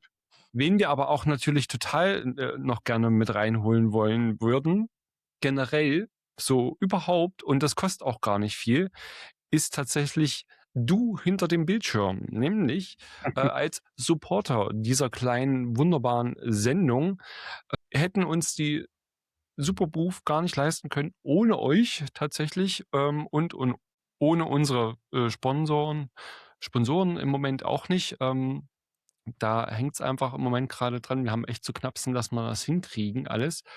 Und ab 3 € im Monat kannst du uns, also Mick und mich, zusammen unterstützen als Sequencer Talk. Da gibt's auch einen kostenlosen Newsletter, kriegst du auch alle Nachrichten. Aber wenn du uns unterstützen möchtest, geht das wirklich ab 3 € los. Gibt dann noch 7, 12, 19,50, 36 und 50 € für die ganz Verrückten. Und ihr seht, unser Balken, der klettert nicht so wirklich, der pimmelt irgendwie immer die ganze Zeit so zwischen 48 und 50% rum. Da heißt, wir zahlen noch ganz, ganz viel drauf. Es ist wirklich sehr, sehr schwierig, das Ganze hier. Zum Beispiel, ich sitze gerade da, schneide die ganzen Videos und wenn für ein 20-Minuten-Video einfach mal fast 2 Stunden allein an Rendering-Zeit raufgehen, das fetzt einfach nicht zum Beispiel. Also wenn da mal irgendwie demnächst irgendwie der Laptop die Hufe hochmacht oder die Lichter hier ausgehen, dann liegt das daran, dass uns die Kohle ausgegangen ist, mir und Mick. Und deswegen könnt ihr uns unterstützen. Und natürlich auch, weil ihr uns ein bisschen lieb habt. Das ist so die eine Sache. Mick, man kann ja auch über uns in den Discord kommen. Wie funktioniert das denn?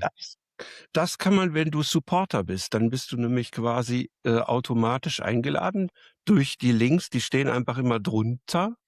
Ne, und wenn das passiert, klickst du da rein, und wenn du ganz neu Supporter bist, dann meldest du dich einfach mal kurz bei uns, also eigentlich am ehesten bei Dean, weil der führt nämlich die Liste, und dann wirst du da reingeklickt. Ne, und dann rechnen solche großen Computer daran, hier wie ja, dass du da reinkommst, ist aber einfach ein Discord, und da gibt's noch einen eigenen Laberbereich, und das Coole daran ist, wir machen so eine Art Watch-Party.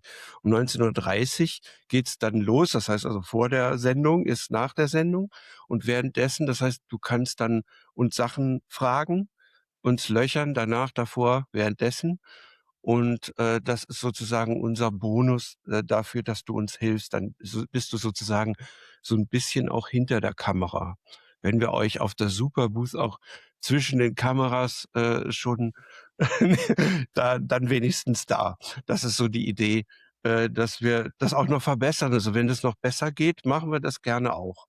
Aber ich glaube, das ist immer ganz cool, und das Gesabbel per Video, das geht noch bis in die Tiefe, oft bis in die tiefe Nacht. Und also wenn wir müde sind, dann hören wir dann auf. Und manche reden dann noch länger, und dann kannst du auch dazu kommen. Ist überhaupt kein Thema. Ne, also das ist so die Idee. Also Genau. sehr lieben Dank, wenn du da hinkommst. sequencertalk.synthesizers.de. Guck mal vorbei, klick mal was, selbst wenn es diese ganz kleine ist. Das Alles hilft. Auch einen Daumen nach oben, Abo dalassen und Glocke sowieso. klicken. Und Kommentar. Das ist halt so. Mein Gott, was soll man denn machen? Ja, diese Aber YouTuber apropos Klingeln. wir brauchen noch 5.000 Abonnenten. Verteilt die Videos, dann würden wir uns auch freuen. So, jetzt haben wir das Es auch hat, gemacht. es hat ja auch noch ganz viel anderes geklingelt. Ja, wie gesagt, der Aperion, das war ein total abgefahrenes Ding. Mick hat ein Video zum Magella, zum neuen, zum Compax gemacht. Ach, witzig. Das kommt auch noch. Oder ist es schon drauf? Nee, das kommt noch. Nee, es ist noch nicht draußen, aber es Das kommt. muss ich noch Ich glaube, schneiden. niemand, Stimmt. Ja, ich glaube, hab niemand vor, als, also müsste schnell gehen. das Ding, was mich ein bisschen ziemlich überrascht hat und sehr cool war, wieder unser Robby von Tangible Waves hat auf der Superbooth Den eine Wavetable kleine Soli. Nee, nicht der. oder Der hat auch den eine String. Der hat eine 16-Voiced Solina vorgestellt, die wirklich gut klingt. Die ist sehr überraschend. Ging anscheinend an vielen Leuten vorbei. Du hast mir das Aber ich habe erzählt, noch ich habe das gar nicht mitgekriegt. Ich habe ein kleines Video, auch 'n Teil von einer meiner Videos gemacht und die klingt wirklich gut. Die klingt wirklich schön wie eine Solina für 16 Voice und ich denke, die kostet auch nicht so viel. Die wird wahrscheinlich im Preisraum möglicherweise weniger wie dieser Wave 82 sein. 82, ja. Ja, Der ist direkt daneben, hatten wir in der letzten Sendung. Und das ist ja. tatsächlich, ich habe es auch erst in einem Video gesehen, dass es das Ding Mhm. gibt. Und auch, dass es echt gut klingt, das stimmt. Die klingt wirklich Steve gut, ist so ja. 'n String Machine Typ? Du auch 'n bisschen, ne? Völlig, ja, eigentlich schon. Doch, so, wenn ich hole mal gerade kurz weit aus, aber in meiner Jugend, die ersten 3 Geräte, die ich mir leisten konnte, waren tatsächlich, so eine Korg Percussion Drum Machine, DDM 220, weil die im Ausverkauf war für 99 €. Und dazu habe ich 'n gebrauchten Cruma Performer gekauft und hatte noch 'ne MC202. Also das ist 'n wildes Setup und dann habe ich immer genau, diese Maschine, also nur Latin Percussion Sounds. Dann gab's immer Latin Percussion Sounds gepaart mit 'ner Roland MC202. Da habe ich irgend 'ne Sequenz eingestellt, dudeln lassen durch so 'n Delay-Pedal und dann habe ich eben mit meinem Cruma Performer, der wirklich 'ne tolle String Machine war, habe ich dann da stundenlang zu geklimpert, habe immer auf Tape so 20 Minuten, Budget Tangerine Dream Sachen aufgenommen halt. Das waren so meine ersten Tapes so mit 12, 13, 14. Das war mein Setup.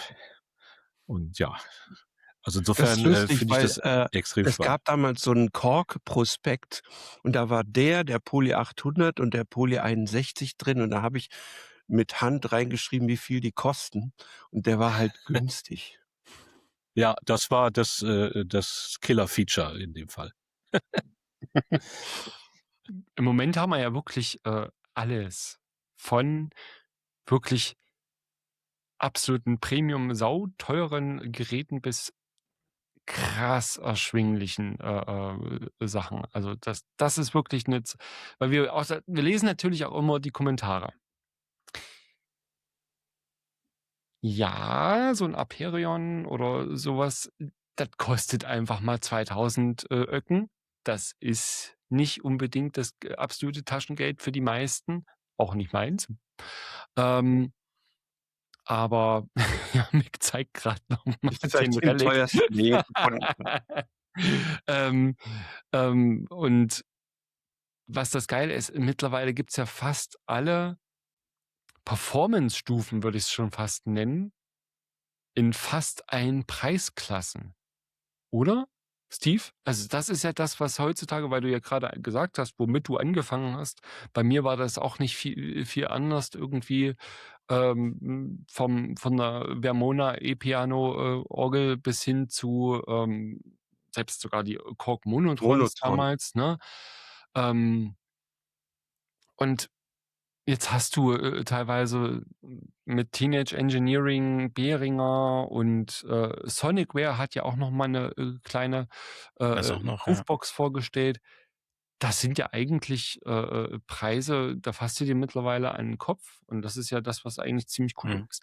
Ja. Aber das ist die erste, die Sonicware, die neue, die ist, finde ich, sehr hands-on. Die hat viel mehr Kontrolle, die hat viel mehr Parameter am Display, am Interface.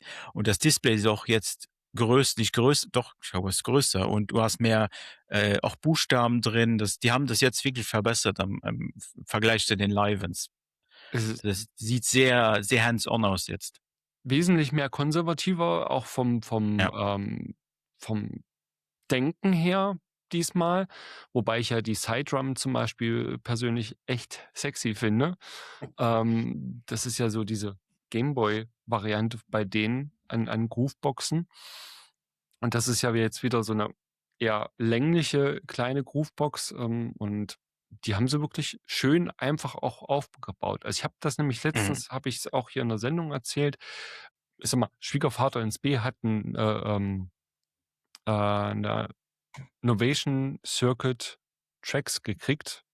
Und das ist nicht mehr so einfach wie eben noch beim originalen, Mhm. Circuit. Den konntest du nämlich irgendwie in 20 Minuten mal irgendwie schnell 'nem 13-Jährigen mal erklären oder jemanden, der einsteigt.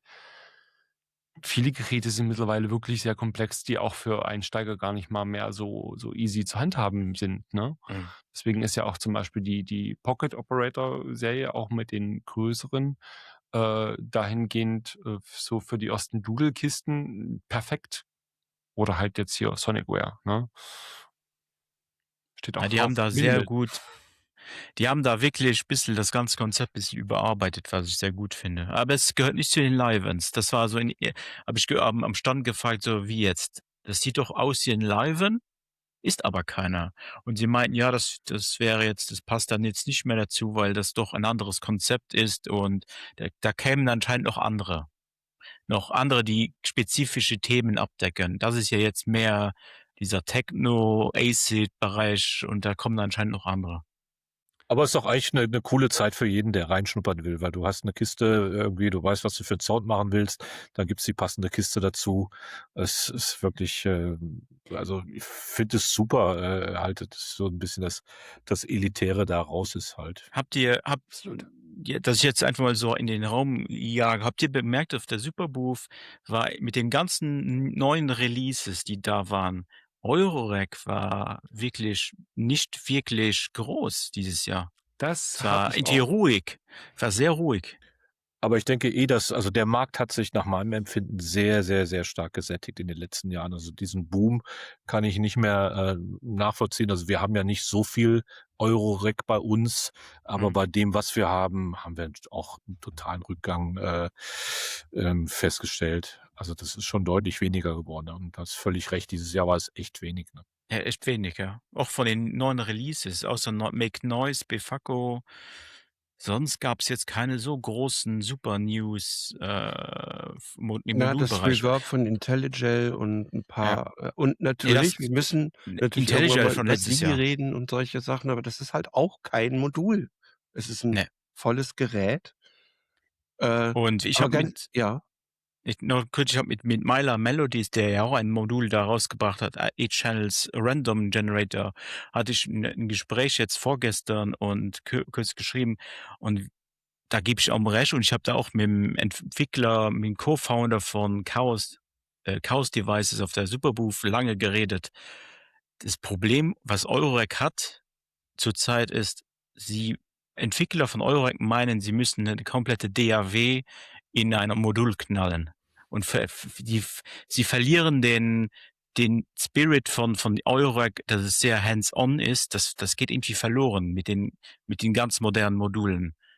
Es gibt ja jetzt VCV-Rack im Modul, es gibt ja Grooveboxes und was auch immer. Das ist bisschen das, was früher Eurorack war mit Töpfer und so weiter, ist da ein bisschen verloren gegangen.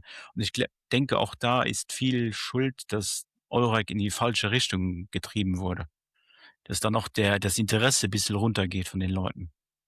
ich glaube aber ich meine, 'ne gute Zeit lang waren ja grade diese, West Coast Module, diese komplexeren Sachen, das wurde Mhm.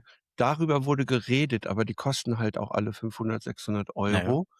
Und, dann gab es Sequencer und so, die auch 'n bisschen was komplex sind. Und vielleicht wir haben doch ich kann mich gut erinnern, so vor 2 Jahren spätestens und davor immer gesagt: „Wann ist Peak Eurorack?“ Jetzt haben wir's.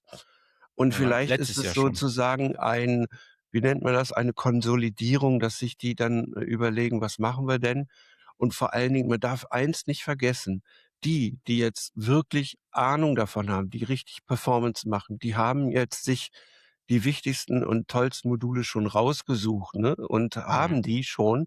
Das heißt, die nächsten Module sind nicht Erstmodule, sondern sind die, die du austauscht, weil du hast ja jetzt diesen Granularsampler, jetzt müsste der nächste aber um dreimal besser sein, bevor du dein Make Noise oder dein, was auch immer, dein, Cubase oder so was weggibst, ne?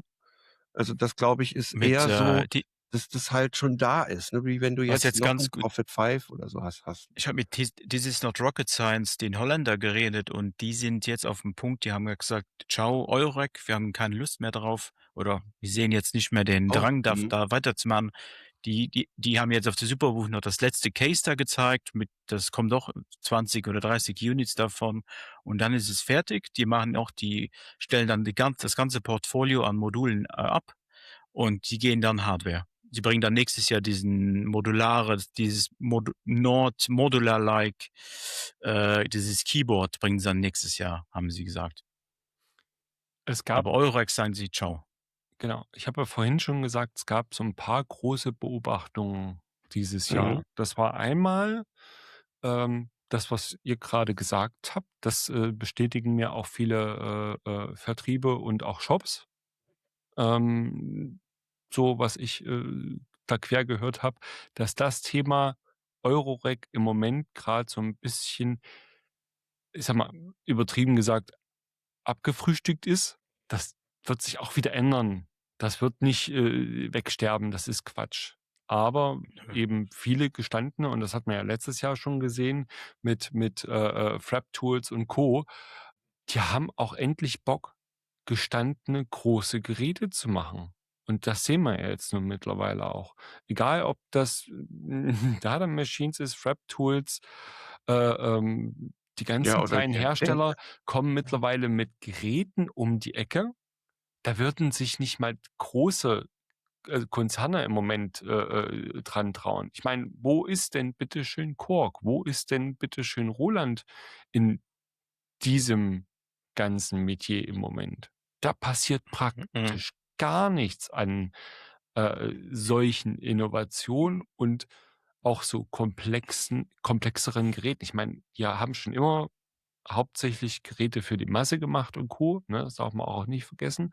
Aber was da im Moment gerade passiert, ist eine Innovations- und, Produktionswelle, die gab es bis jetzt in der Form noch nicht. Oder, Steve, wie siehst du das? Ich meine, du hast 20 Jahre mehr als, Vertrieb in der Branche auf dem Buckel, Also es wiederholt sich natürlich einiges immer. Es ist ne? immer in 'ne Sinuswelle halt, ähnlich wie in der Musik.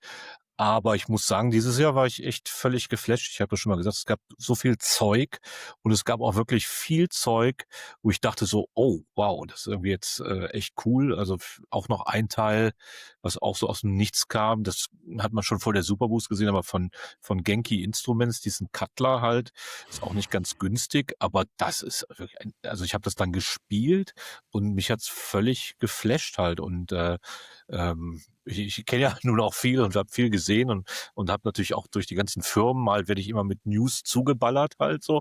Aber, das, fand ich völlig, irre, das Teil halt irgendwie. Und, das klang wie nichts anderes, was es vorher gegeben hat. Und, das fand ich dieses Jahr auch schon gab's viel rechts und links halt immer hier eine kleine Kiste, da eine kleine Kiste.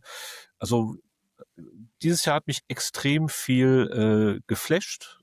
Und klar, bedient man sich natürlich immer so aus dem Baukasten so, aber, keine Ahnung, also wie jetzt genau, das war das Ding halt völlig irre. Auch unten rechts so eine Abteilung, die halt gar nicht, richtig beschriftet ist. Das ist nur Ich so habe mit den, ge Leuten geredet. Ich habe die ganz zufällig auf der Torso-Party kennengelernt. Die sind super drauf. Einer ist Mhm. Schwede. Die haben das vorher mit VCV und so aufgebaut, und 'n sehr spannendes Konzept draus gemacht, ne? Also, Die waren das super ist nett, ja. auch sehr, sehr absichtlich, und sehr musikalisch. Die wollten halt ganz bewusst halt 'n Synthesizer machen, der nicht ganz viel Schrott und, Bräh und Brö, so von sich gibt. Wenn man das war ja das, was früher mal so war, ne? Als die Superboost so angefangen hat, hast du aus jeder Ecke irgendwelche eigentlich ziemlich unmusikalische gehört. Aus dem nicht. Der klingt richtig gut, Ja, ne? Also und dann kann Kommt der da noch, pro Reihe abspeichern, so ganz tolle kommt, neue kommt da ja, die, Ideen. ja. kommt da die Und Cutler Light Version noch, oder haben die da Das irgendwas gesagt? eher nicht, ich glaube nicht. ich Die habe versuchen den ich jetzt glaube erst auch mal eher nicht. mhm.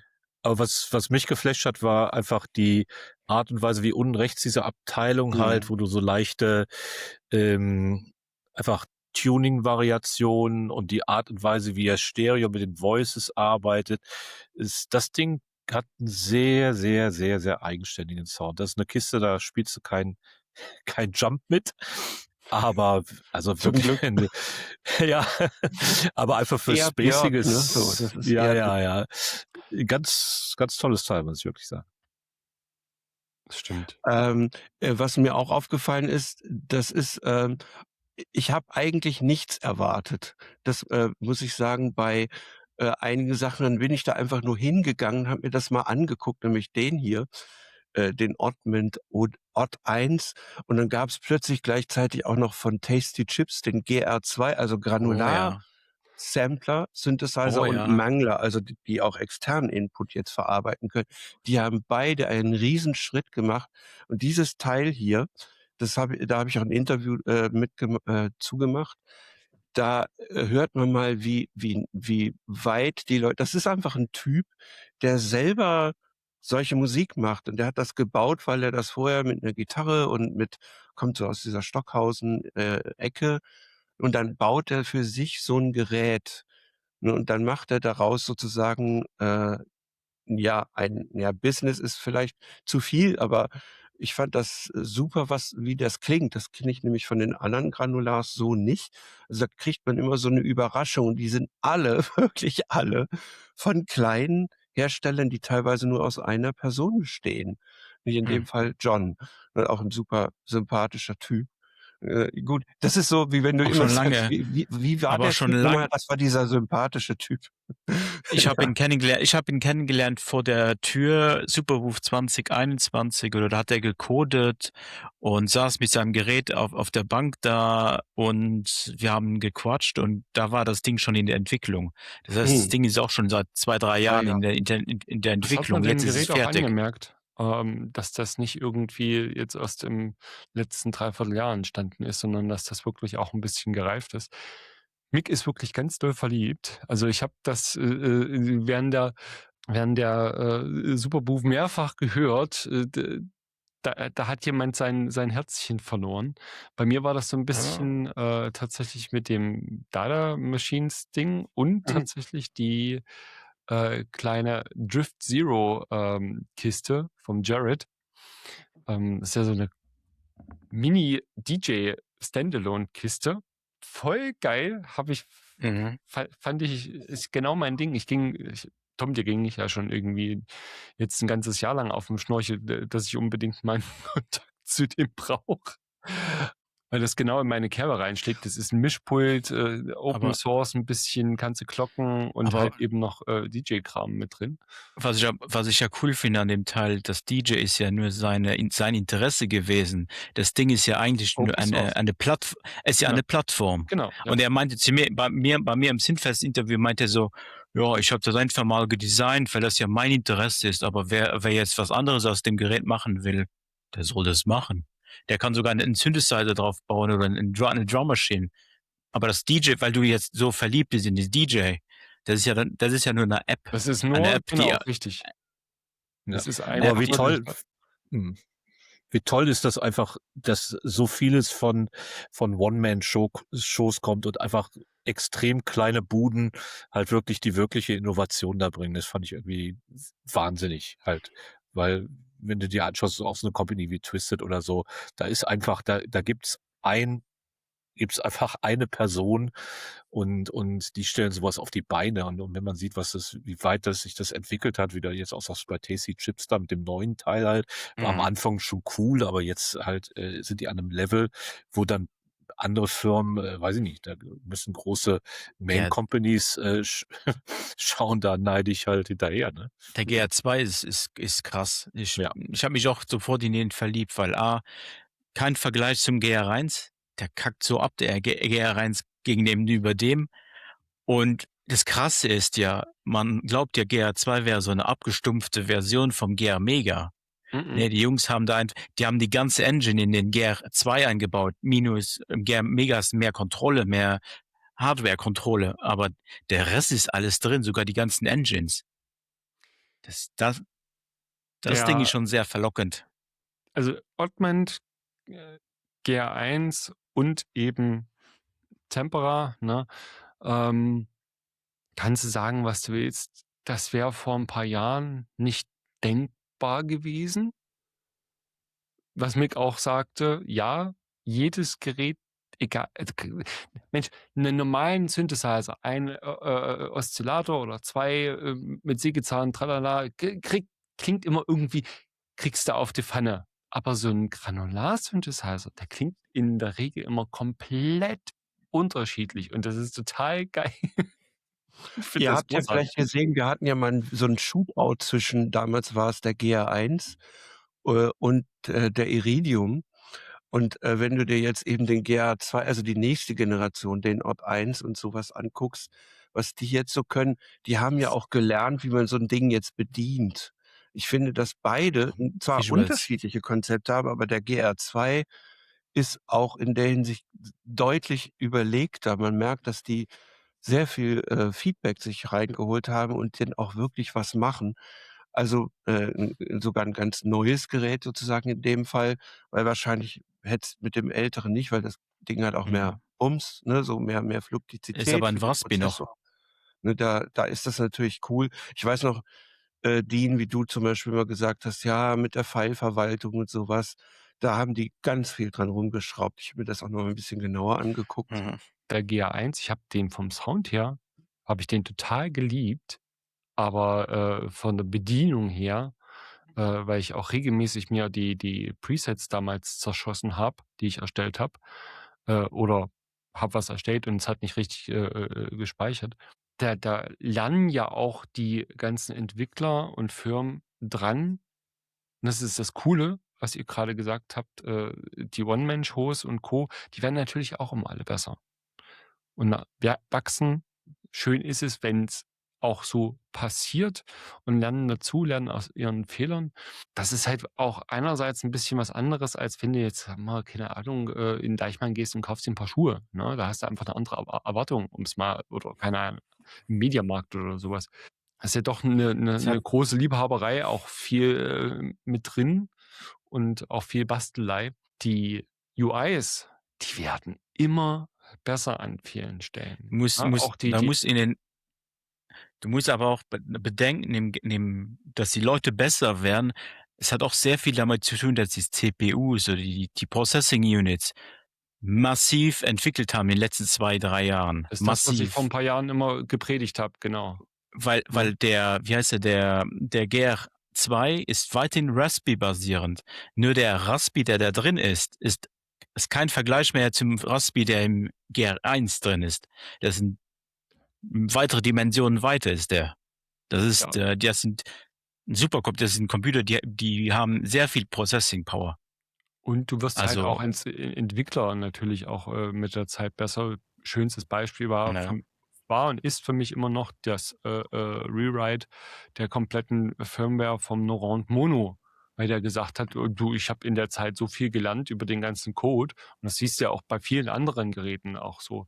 Man weiß nicht zum Beispiel, was mit der Bento, Box noch mal passiert, wenn die wirklich mal noch mal 'n komplettes Tabula Rasa machen zum Beispiel, wenn das möglich ist und die da, das ganze Feedback vielleicht mit reinkriegen und, da noch Sachen mit umsetzen. Das ist ja das, was, wenn es gut designt ist, wenn das Gehäuse dazu passend ist, ne, Mhm. dass du wirklich auch gewisse Sachen noch umsetzen kannst.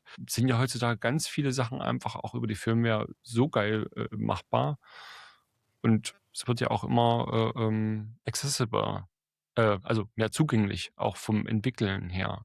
Also, wir haben jetzt, was weiß ich jetzt, das letzte Dreivierteljahr immer wieder auch mit Tom zusammen über Vibe-Coding gesprochen und Co., ne? Fuck. Schön ist es natürlich irgendwie trotzdem immer noch Menschen hinter dem Produkt zu sehen. Das ist ja das, was Wobei es wir auch ganz eigentlich so schön geil ist, wenn finden. mal so 'n DP4 oder so was dabei rausfällt, also was man früher gerne gehabt hat. Aber es gibt noch eins. Ich finde, dass ja die alte Idee: „Was ist denn das, was dich wirklich überzeugt?“ Das ist natürlich am Ende, dass es unfassbar gut klingt. Ich glaube, an einem Ding sind wir uns wahrscheinlich sogar, relativ ähnlich.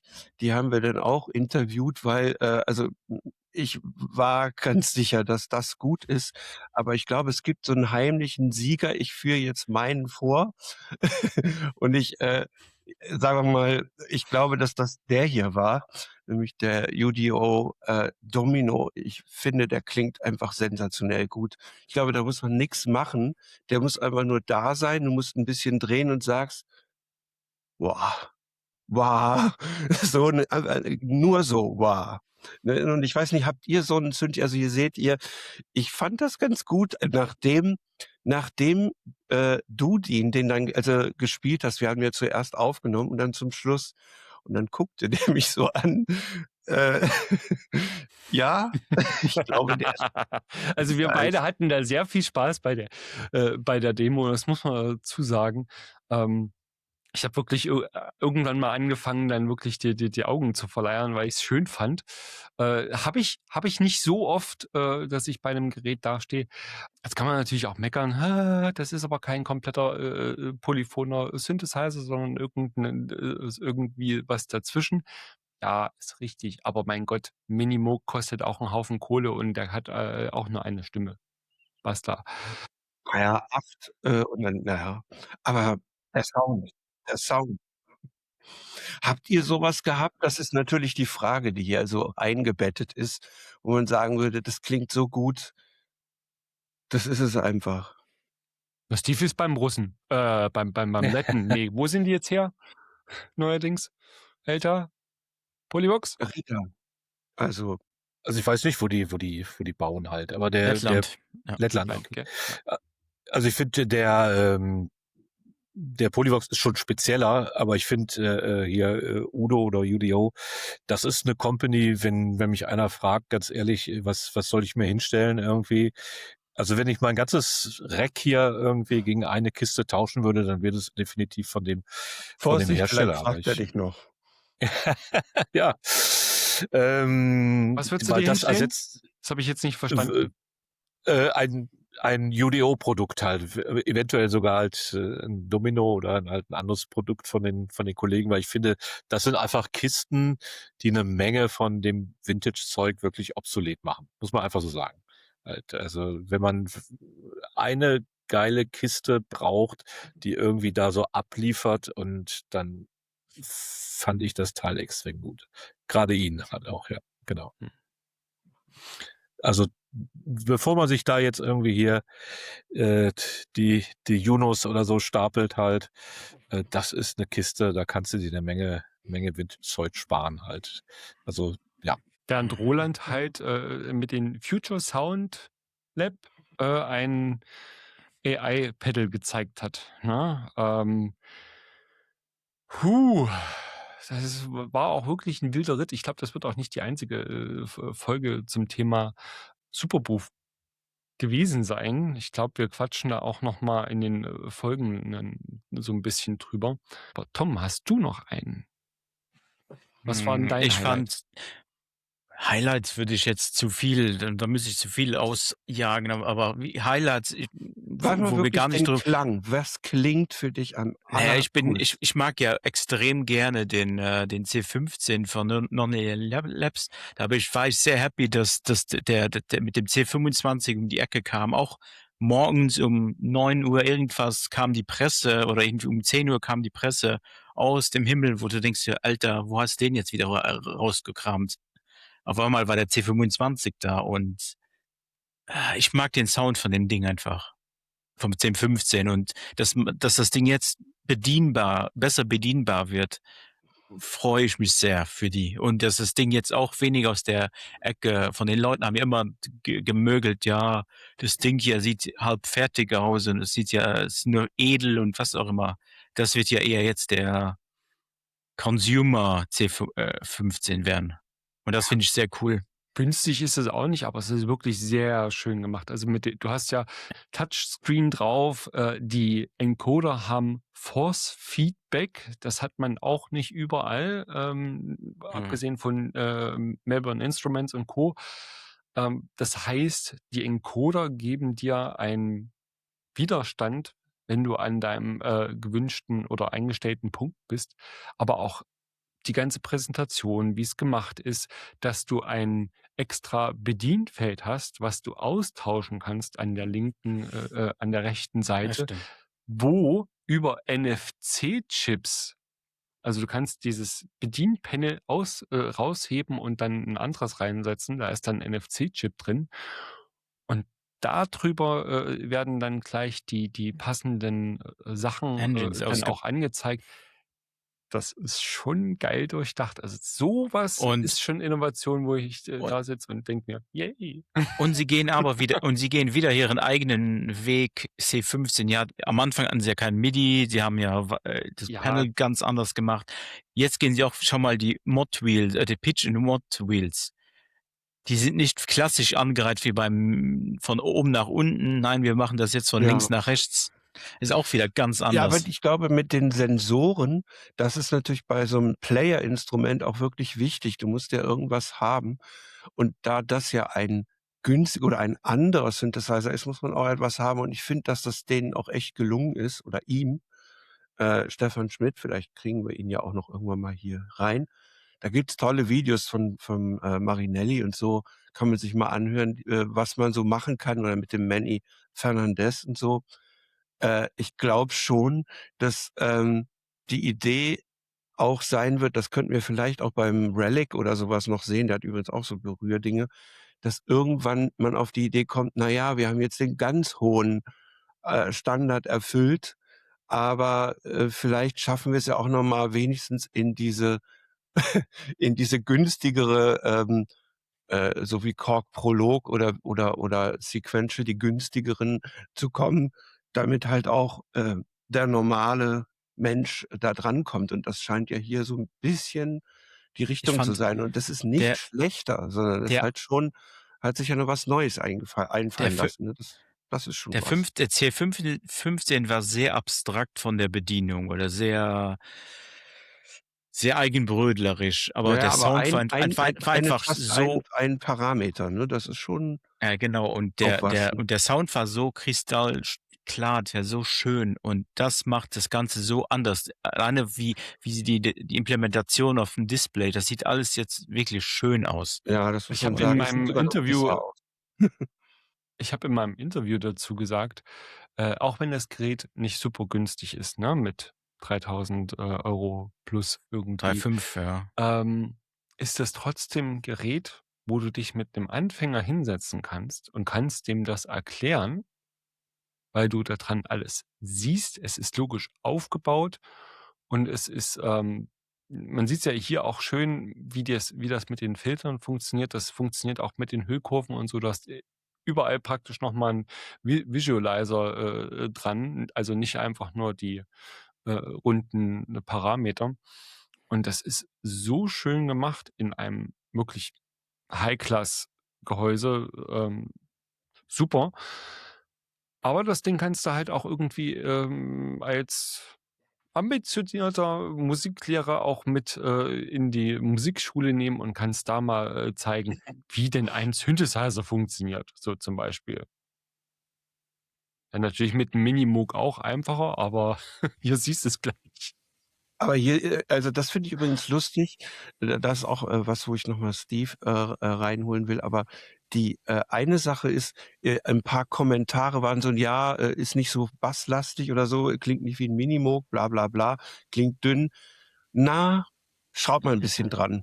Also, ich finde, dass man zum Beispiel bei dem John Bowen Synth, da war das auch so, als der ausgeliefert worden ist, waren die Presets nicht besonders gut und nur 'n bisschen Tweak und du hast ausdrucksvolle, supergute Sounds gehabt.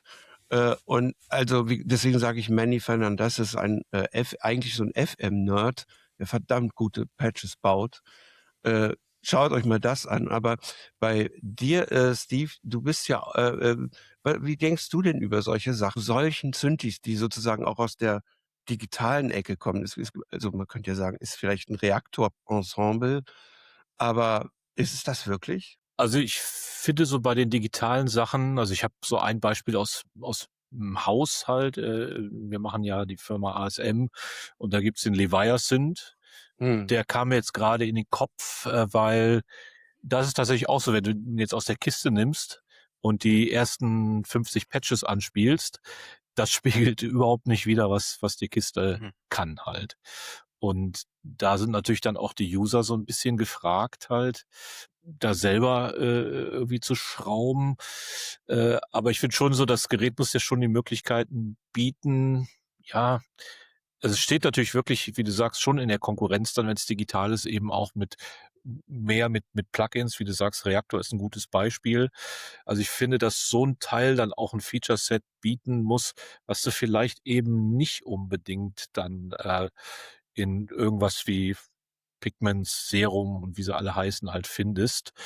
Und soweit ich das beim dem Teil, also ich muss wirklich sagen, ich habe mich nicht so intensiv mit dem C25 auseinandergesetzt oder auch mit dem C15, aber er macht den Eindruck, dass er da schon eben seinen eigenen Weg geht, genau eben wie auch der Levias sind. Wenn man da mal so ins Detail geht und reinschaut und sieht, oh, nee, das kenne ich jetzt ehrlich nicht irgendwie, da funktioniert jetzt eben kein Pigments oder Serum, das geht ein bisschen in eine andere oder eigenständige Geschichte. Aber man muss sich halt eben damit auseinandersetzen, obwohl es natürlich für die Hersteller auch ein guter Step wäre, das dann so mit den ersten 10 Presets so ein bisschen abzubilden halt, weil das ist die Visitenkarte. Ich habe mal mit einem Sounddesigner gesprochen halt, der hat so für so ein Reverb-Presets gemacht und der sagt einfach, du musst das einfach dein Hallgerät anmachen und der erste Hall muss so cool sein, dass er nie wieder umschaltet halt. Ne? Jetzt überspitzt Nee, du hast komplett recht. dargestellt. Ich habe das mit deinem jetzigen Kollegen namens Mr. M gehabt, mit einem britischen Synthesizer, mit einer kleinen Variante davon. Den haben wir damals bekommen und der hatte so ein XY-Pad drauf. Und irgendwie die ganzen ersten Presets bis Preset 30 oder sowas haben nichts damit gemacht. Das heißt, du hast das Ding irgendwie hingestellt, schlimmstenfalls in den Shop. Ne? Das darf man ja auch nicht vergessen. Wir als Super-Nerds ist so dieses eine Ding, aber das Gerät steht bestenfalls irgendwo bei Jochen Nietnagel im Musikladen und der muss das Ding anschalten. Der Kunde kommt rein, will das anfummeln und dann muss das irgendwie auch so ein bisschen was hermachen. Weil ansonsten steht er nämlich beim nächsten Gerät und deins bleibt stehen, weil der Kunde gar keinen Zugriff drin hat. Und das ist natürlich, da kannst du dir auch herzkräftig selber ins Bein schießen. Gerade bei so zugänglichen Sachen, die eigentlich so sein sollten. Da gab es super Das viel Feedback zum Leviathan und genau das, also ich bin ja auch ein FM-Mensch und ich habe auch gedacht, boah, naja, ich kenne aber die Engine vom Hydrosynth und die ist gut. Hm. Also das müsste eigentlich klappen, aber da ich noch nie Hände drauf hatte, deswegen ist das auch eine wichtige Frage, ist denn jetzt diese Maschine in der Lage, auch was Breiteres hinzukriegen, meinetwegen 8 Operatoren gegeneinander verstimmen, kann man ja da, ne? Das müsste ja eigentlich Mick, die Hölle sein oder so, ne? das brauchen wir uns doch gar nicht so schwer zu machen. Guck mal, wir haben doch den Steve und den laden wir demnächst einfach mal zu dem Thema Das ist eine ein. indirekte Einladung, die hier so Super. Hinten durch die Brust. das habe ich damit gemeint, aber eben auch, damit Steve auch mal ein bisschen, er hat's eigentlich schon gesagt, aber ich finde schon, es ist gar nicht so schlecht, das auch mal anzusprechen, weil das ist wirklich der absolut dickste Elefant im Raum, als der rauskam. Und der kam ja vor der Superbooth raus. Also dadurch, dass halt viel Luft war, was übrigens clever ist. Das letzte Mal, wo das Ja. so war die Eira-Serie bei Roland. Und ich gedacht, die haben nachgedacht, das eben doch mal 1, 2 Monate vorher zu sagen, weil alles andere geht vielleicht sonst unter. Ne, aber ja, wo ich dich jetzt schon anspreche, vielleicht kannst du noch, aber ist es irgendwie das, was du schon gesagt hast, oder gibt's da noch irgendwas? Du hast ja wahrscheinlich auch selber dran geschraubt und so. Ne? Ja, tatsächlich viel zu wenig, weil ich alle meine Demos immer gerade rumschicke, weil es jeder ausprobieren möchte. Hm. Aber also mich hat schon extremst geflasht. Ich hatte das ja auch schon mal so ein bisschen angeteasert, diese Geschichte halt, dass du eben, also ganz salopp halt, du kannst halt alles mit allem modulieren, das ist ja klar und so weiter halt. Fängst ganz rudimentär an halt hier. Also ich sehe es auch ehrlich gesagt auch, für mich ist es gar nicht so gefühlt ein FM-Synth, obwohl das natürlich schon irgendwo ist. Aber wenn du dann halt anfängst, du hast eben komplexere Modulationen und hast dann diese Möglichkeit, du hast zwischen den Algorithmen überzublenden und da passieren halt wirklich extrem schräge Sachen. Also manchmal wirklich richtig schräg, das wirklich einfach im neues Fiasko endet halt, was auch cool sein kann. Aber gerade wenn du halt so lange entwickelnde Sachen machst, gibt es da Sachen, wo ich jetzt auch keine andere Software kenne. Ich meine, wenn ich jetzt selber Reaktor programmieren könnte ich es mir da zusammenbasteln vielleicht halt, aber ich war sehr, sehr überrascht von den Resultaten und es kann gerade im Ambient-Pad-Bereich und alles, was mit Filmscoring zu tun hat, ist das die Kiste. Also wenn du Bock hast, irgendwie so ins Rabbit Hole einzutauchen, ist das Ding. Aber es ist definitiv trotzdem geilen Interface. Es ist nicht annähernd so easy zu programmieren wie ein Hydra sind. Es geht richtig in die Tiefe und du musst einfach schon ein bisschen wissen, was du da tust. Ich glaube, das ist auch einer dieser Synthesizer, wie auch hier der Muse, den ich hier habe, der leidet auch unter dem, die Presets, die machen, der Muse hat auch Presets, die jetzt nicht so viel aussagend sind, wie er eigentlich klingt. Und in der Factory Bank. Und ich denke, der Leviathan wurde jetzt auch sehr viel mit diesen Sounds auf YouTube gedemot. Ich glaube, da ist auch viel, viel mehr möglich, was. Meinst du? Also das Schlimmste, was du machen kannst, ist wirklich, ganz ehrlich, das Schlimmste, was du machen kannst, ist dann ein DX-E-Piano-Patch reinzuhauen. Das ist halt Ja. irgendwie, das ist einfach, das tut mir der Seele weh. Das war Dr. Mix auf Numb-Show, als er seine Demo gemacht hat. Der hatte die absolut klassischsten DX7-Sounds gespielt. Ich denke mir, das kann doch nicht sein. Ja, also das ist auch nicht das Gerät. Ja. Okay, Jungs.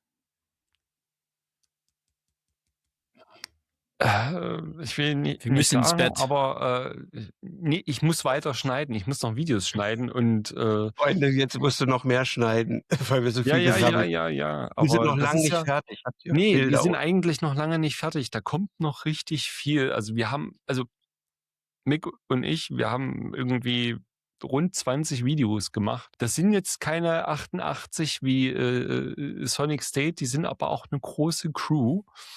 Deswegen zählen wir einfach den Tom mit. Der hat nämlich auch noch ein paar gemacht und dann kommen wir mindestens auf 25. Aber der hat, Deswegen der hat aber auch noch habe ich die. mindestens 30 Videos von der französischen Synthesizer-Messe, die er noch schneiden muss. Es ist, nee. Der Grund war auch Superbooth, weil jeder das Video-Content macht, habe ich dieses Jahr gesagt, auch schon letztes Jahr, ich mache weniger, weil jeder macht Content da hinten. du hast ja Es Mix-Videos gemacht, ne? Immer so Ja, 3, es gibt 4 ja- Sachen. Es gibt ja Sonic State, denke ich mir immer, weil die hauen es ja raus und dann ist es schon abgefrühstückt quasi. Deswegen habe ich mir dann dieses Jahr gesagt, genieße die Superbooth, red viel mit Leuten und weniger Content. Das hat auf alle Fälle Spaß gemacht. Definitiv. Auch Mhm. mit dir wieder zu quatschen. Und ich muss sagen, ich habe so die Synths, wo ich Videos gemacht habe ich wieder mal es geschafft, Videos zu machen, wo hin und wieder Sonic State kein Video gemacht hat. Wie für den Mordor, ich habe zum Mordor Keyboard ein Video gemacht und zum Harm 2 und so weiter. Das sind so Synths, die dann, es ist ja auch unmöglich. Die Superbooth hatte dieses Jahr 300 Aussteller oder knapp 300. 130, glaube ich. Wie will man 300 Videos in 3 Tagen machen? Das Geht nicht. Also selbst wenn wir uns alle gegenseitig absprechen würden, dann wird's was werden. Und dann die richtigen auszuwählen ist auch immer sehr, sehr tricky, weil dann vergisst du Entweder die gehst Leute du ganz krass nur auf diese obvious Geschichten, wo du wirklich sagst, das sind die großen Showstopper, davon gibt es Biggie, aber auch Siggi, 20 Videos dazu. Siggi und so weiter. Haben wir jetzt auch nur angeschnitten, aber wir schaffen es auch nicht. Aber ich glaube, gerade, also ich meine, einige haben gesagt, es wäre ja so langweilig und ehrlich gesagt, nee, gar nicht. Da waren so viele irre Sachen, also irre oder auch, was auch der Fall ist, da macht jemand mal eben ein Update. Ich war auch mal bei Oxy, die mag ich, die haben jetzt einfach mal ein 2.0 Update gemacht und dann sind da einfach mal 2 neue Sequencer quasi 3. drin. Also, 3. ja, das dritte ist der MIDI-Player. Den habe ich jetzt böse nicht mitgezählt. Aber ich will damit sagen, wenn du Videos von YouTubern und Synfluencern hast, die zeigen dir immer nur, was neu ist. Und ich glaube, dass viele eigentlich auch gar nicht so immer genau wissen, wenn sie die 3 Sekunden mal nicht aufmerksam waren, was können die Sachen, die zum Beispiel der Drop von Neuzeit, der war natürlich auch wieder da, was der so kann, jetzt wo sozusagen ein bisschen Firmware-Update und Feedback oder eben Tem von Teenage die Sachen von also Tempera. Der quer durch Tempera den hat Garten, ne, so. der hat eine neue Tempera Firmware bekommen. Ganz Und, ehrlich, die ich habe Jungs vorhin, haben d Discord aufgemacht, da waren schon wieder 2 neue Updates da bei, Tempera, also die Beatle haben die Audio. Ja, die haben auf der Superbooth die neue Firmware vorgestellt und ich habe den Jungs gesagt: können wir das später vielleicht machen oder irgendwann ich berichte dann später darüber, weil es ist zu viel, aber hey man, we have a new wieder eine ganz normale und wieder mal mit größeren Changes und so weiter. Die ist leider da untergegangen unter den ganzen News was da unterwegs war. Ich habe keine Firma bis jetzt gesehen, die so dermaßen durchgeknallt, ist bei 'nem Produkt, wie beim, Tempera. Echt. Also, was die aus der Kiste rausgeholt haben und in was für einer Geschwindigkeit zusammen mit der Community. Ich habe mich ja am Mittwochabend, da ist ja dann, immer die ganzen Aussteller, das Meet the Makers, Ding, habe ich wirklich wieder ewig mit André, dagesessen, habe mit denen, da geredet. Auf die bin ich wirklich stolz. Die habe ich wirklich ganz doll lieb.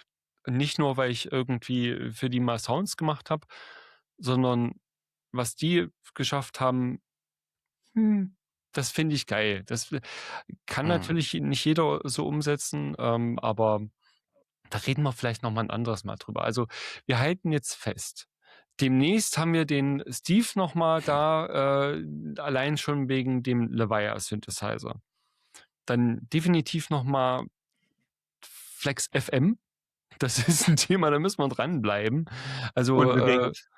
und, viele, viele andere, Geschichten. Tom, dich haben wir demnächst sowieso wieder dabei, weil es noch ganz viele anderen Kram zu bequatschen gibt. Ach so. Du glaubst doch nicht, dass du aus der ganzen Geschichte so einfach rauskommst. Und, Oh. ganz, ganz liebe Grüße natürlich auch an alle anderen, die heute nicht dabei sein konnten und natürlich auch an unsere Supporter und Abonnenten und überhaupt. Liebe Grüße gehen raus und natürlich auch an unsere Support-Firmen noch mal 'n ganz dickes Und Dankeschön, nämlich Kurzweil, PWM, ESI und Fragport. Und Entschuldigung für all die Leute, die auf der Superbooth waren und jemand nicht gesehen hat oder so. Ja, Das genau. ist Oh ja, Das das war stimmt krass. definitiv. Kriegen wir bestimmt wieder böse Nachrichten. „Du hast gar nicht Ich Hallo habe 'n paar gesagt.“ Leute ich habe 'n paar Leute auch echt nachher geschrieben, so: „Hey, ich habe dich gesehen, aber“ das ist Mhm. schon krass. So, und jetzt haben wir, fast 2 Stunden voll. Vielleicht kann ich noch 'n bisschen was wegschnippeln, aber danke fürs Einschalten. Mick, wir 2 sowieso. Spätestens nächste Woche geht's weiter. Bis denne. Schönen guten Abend.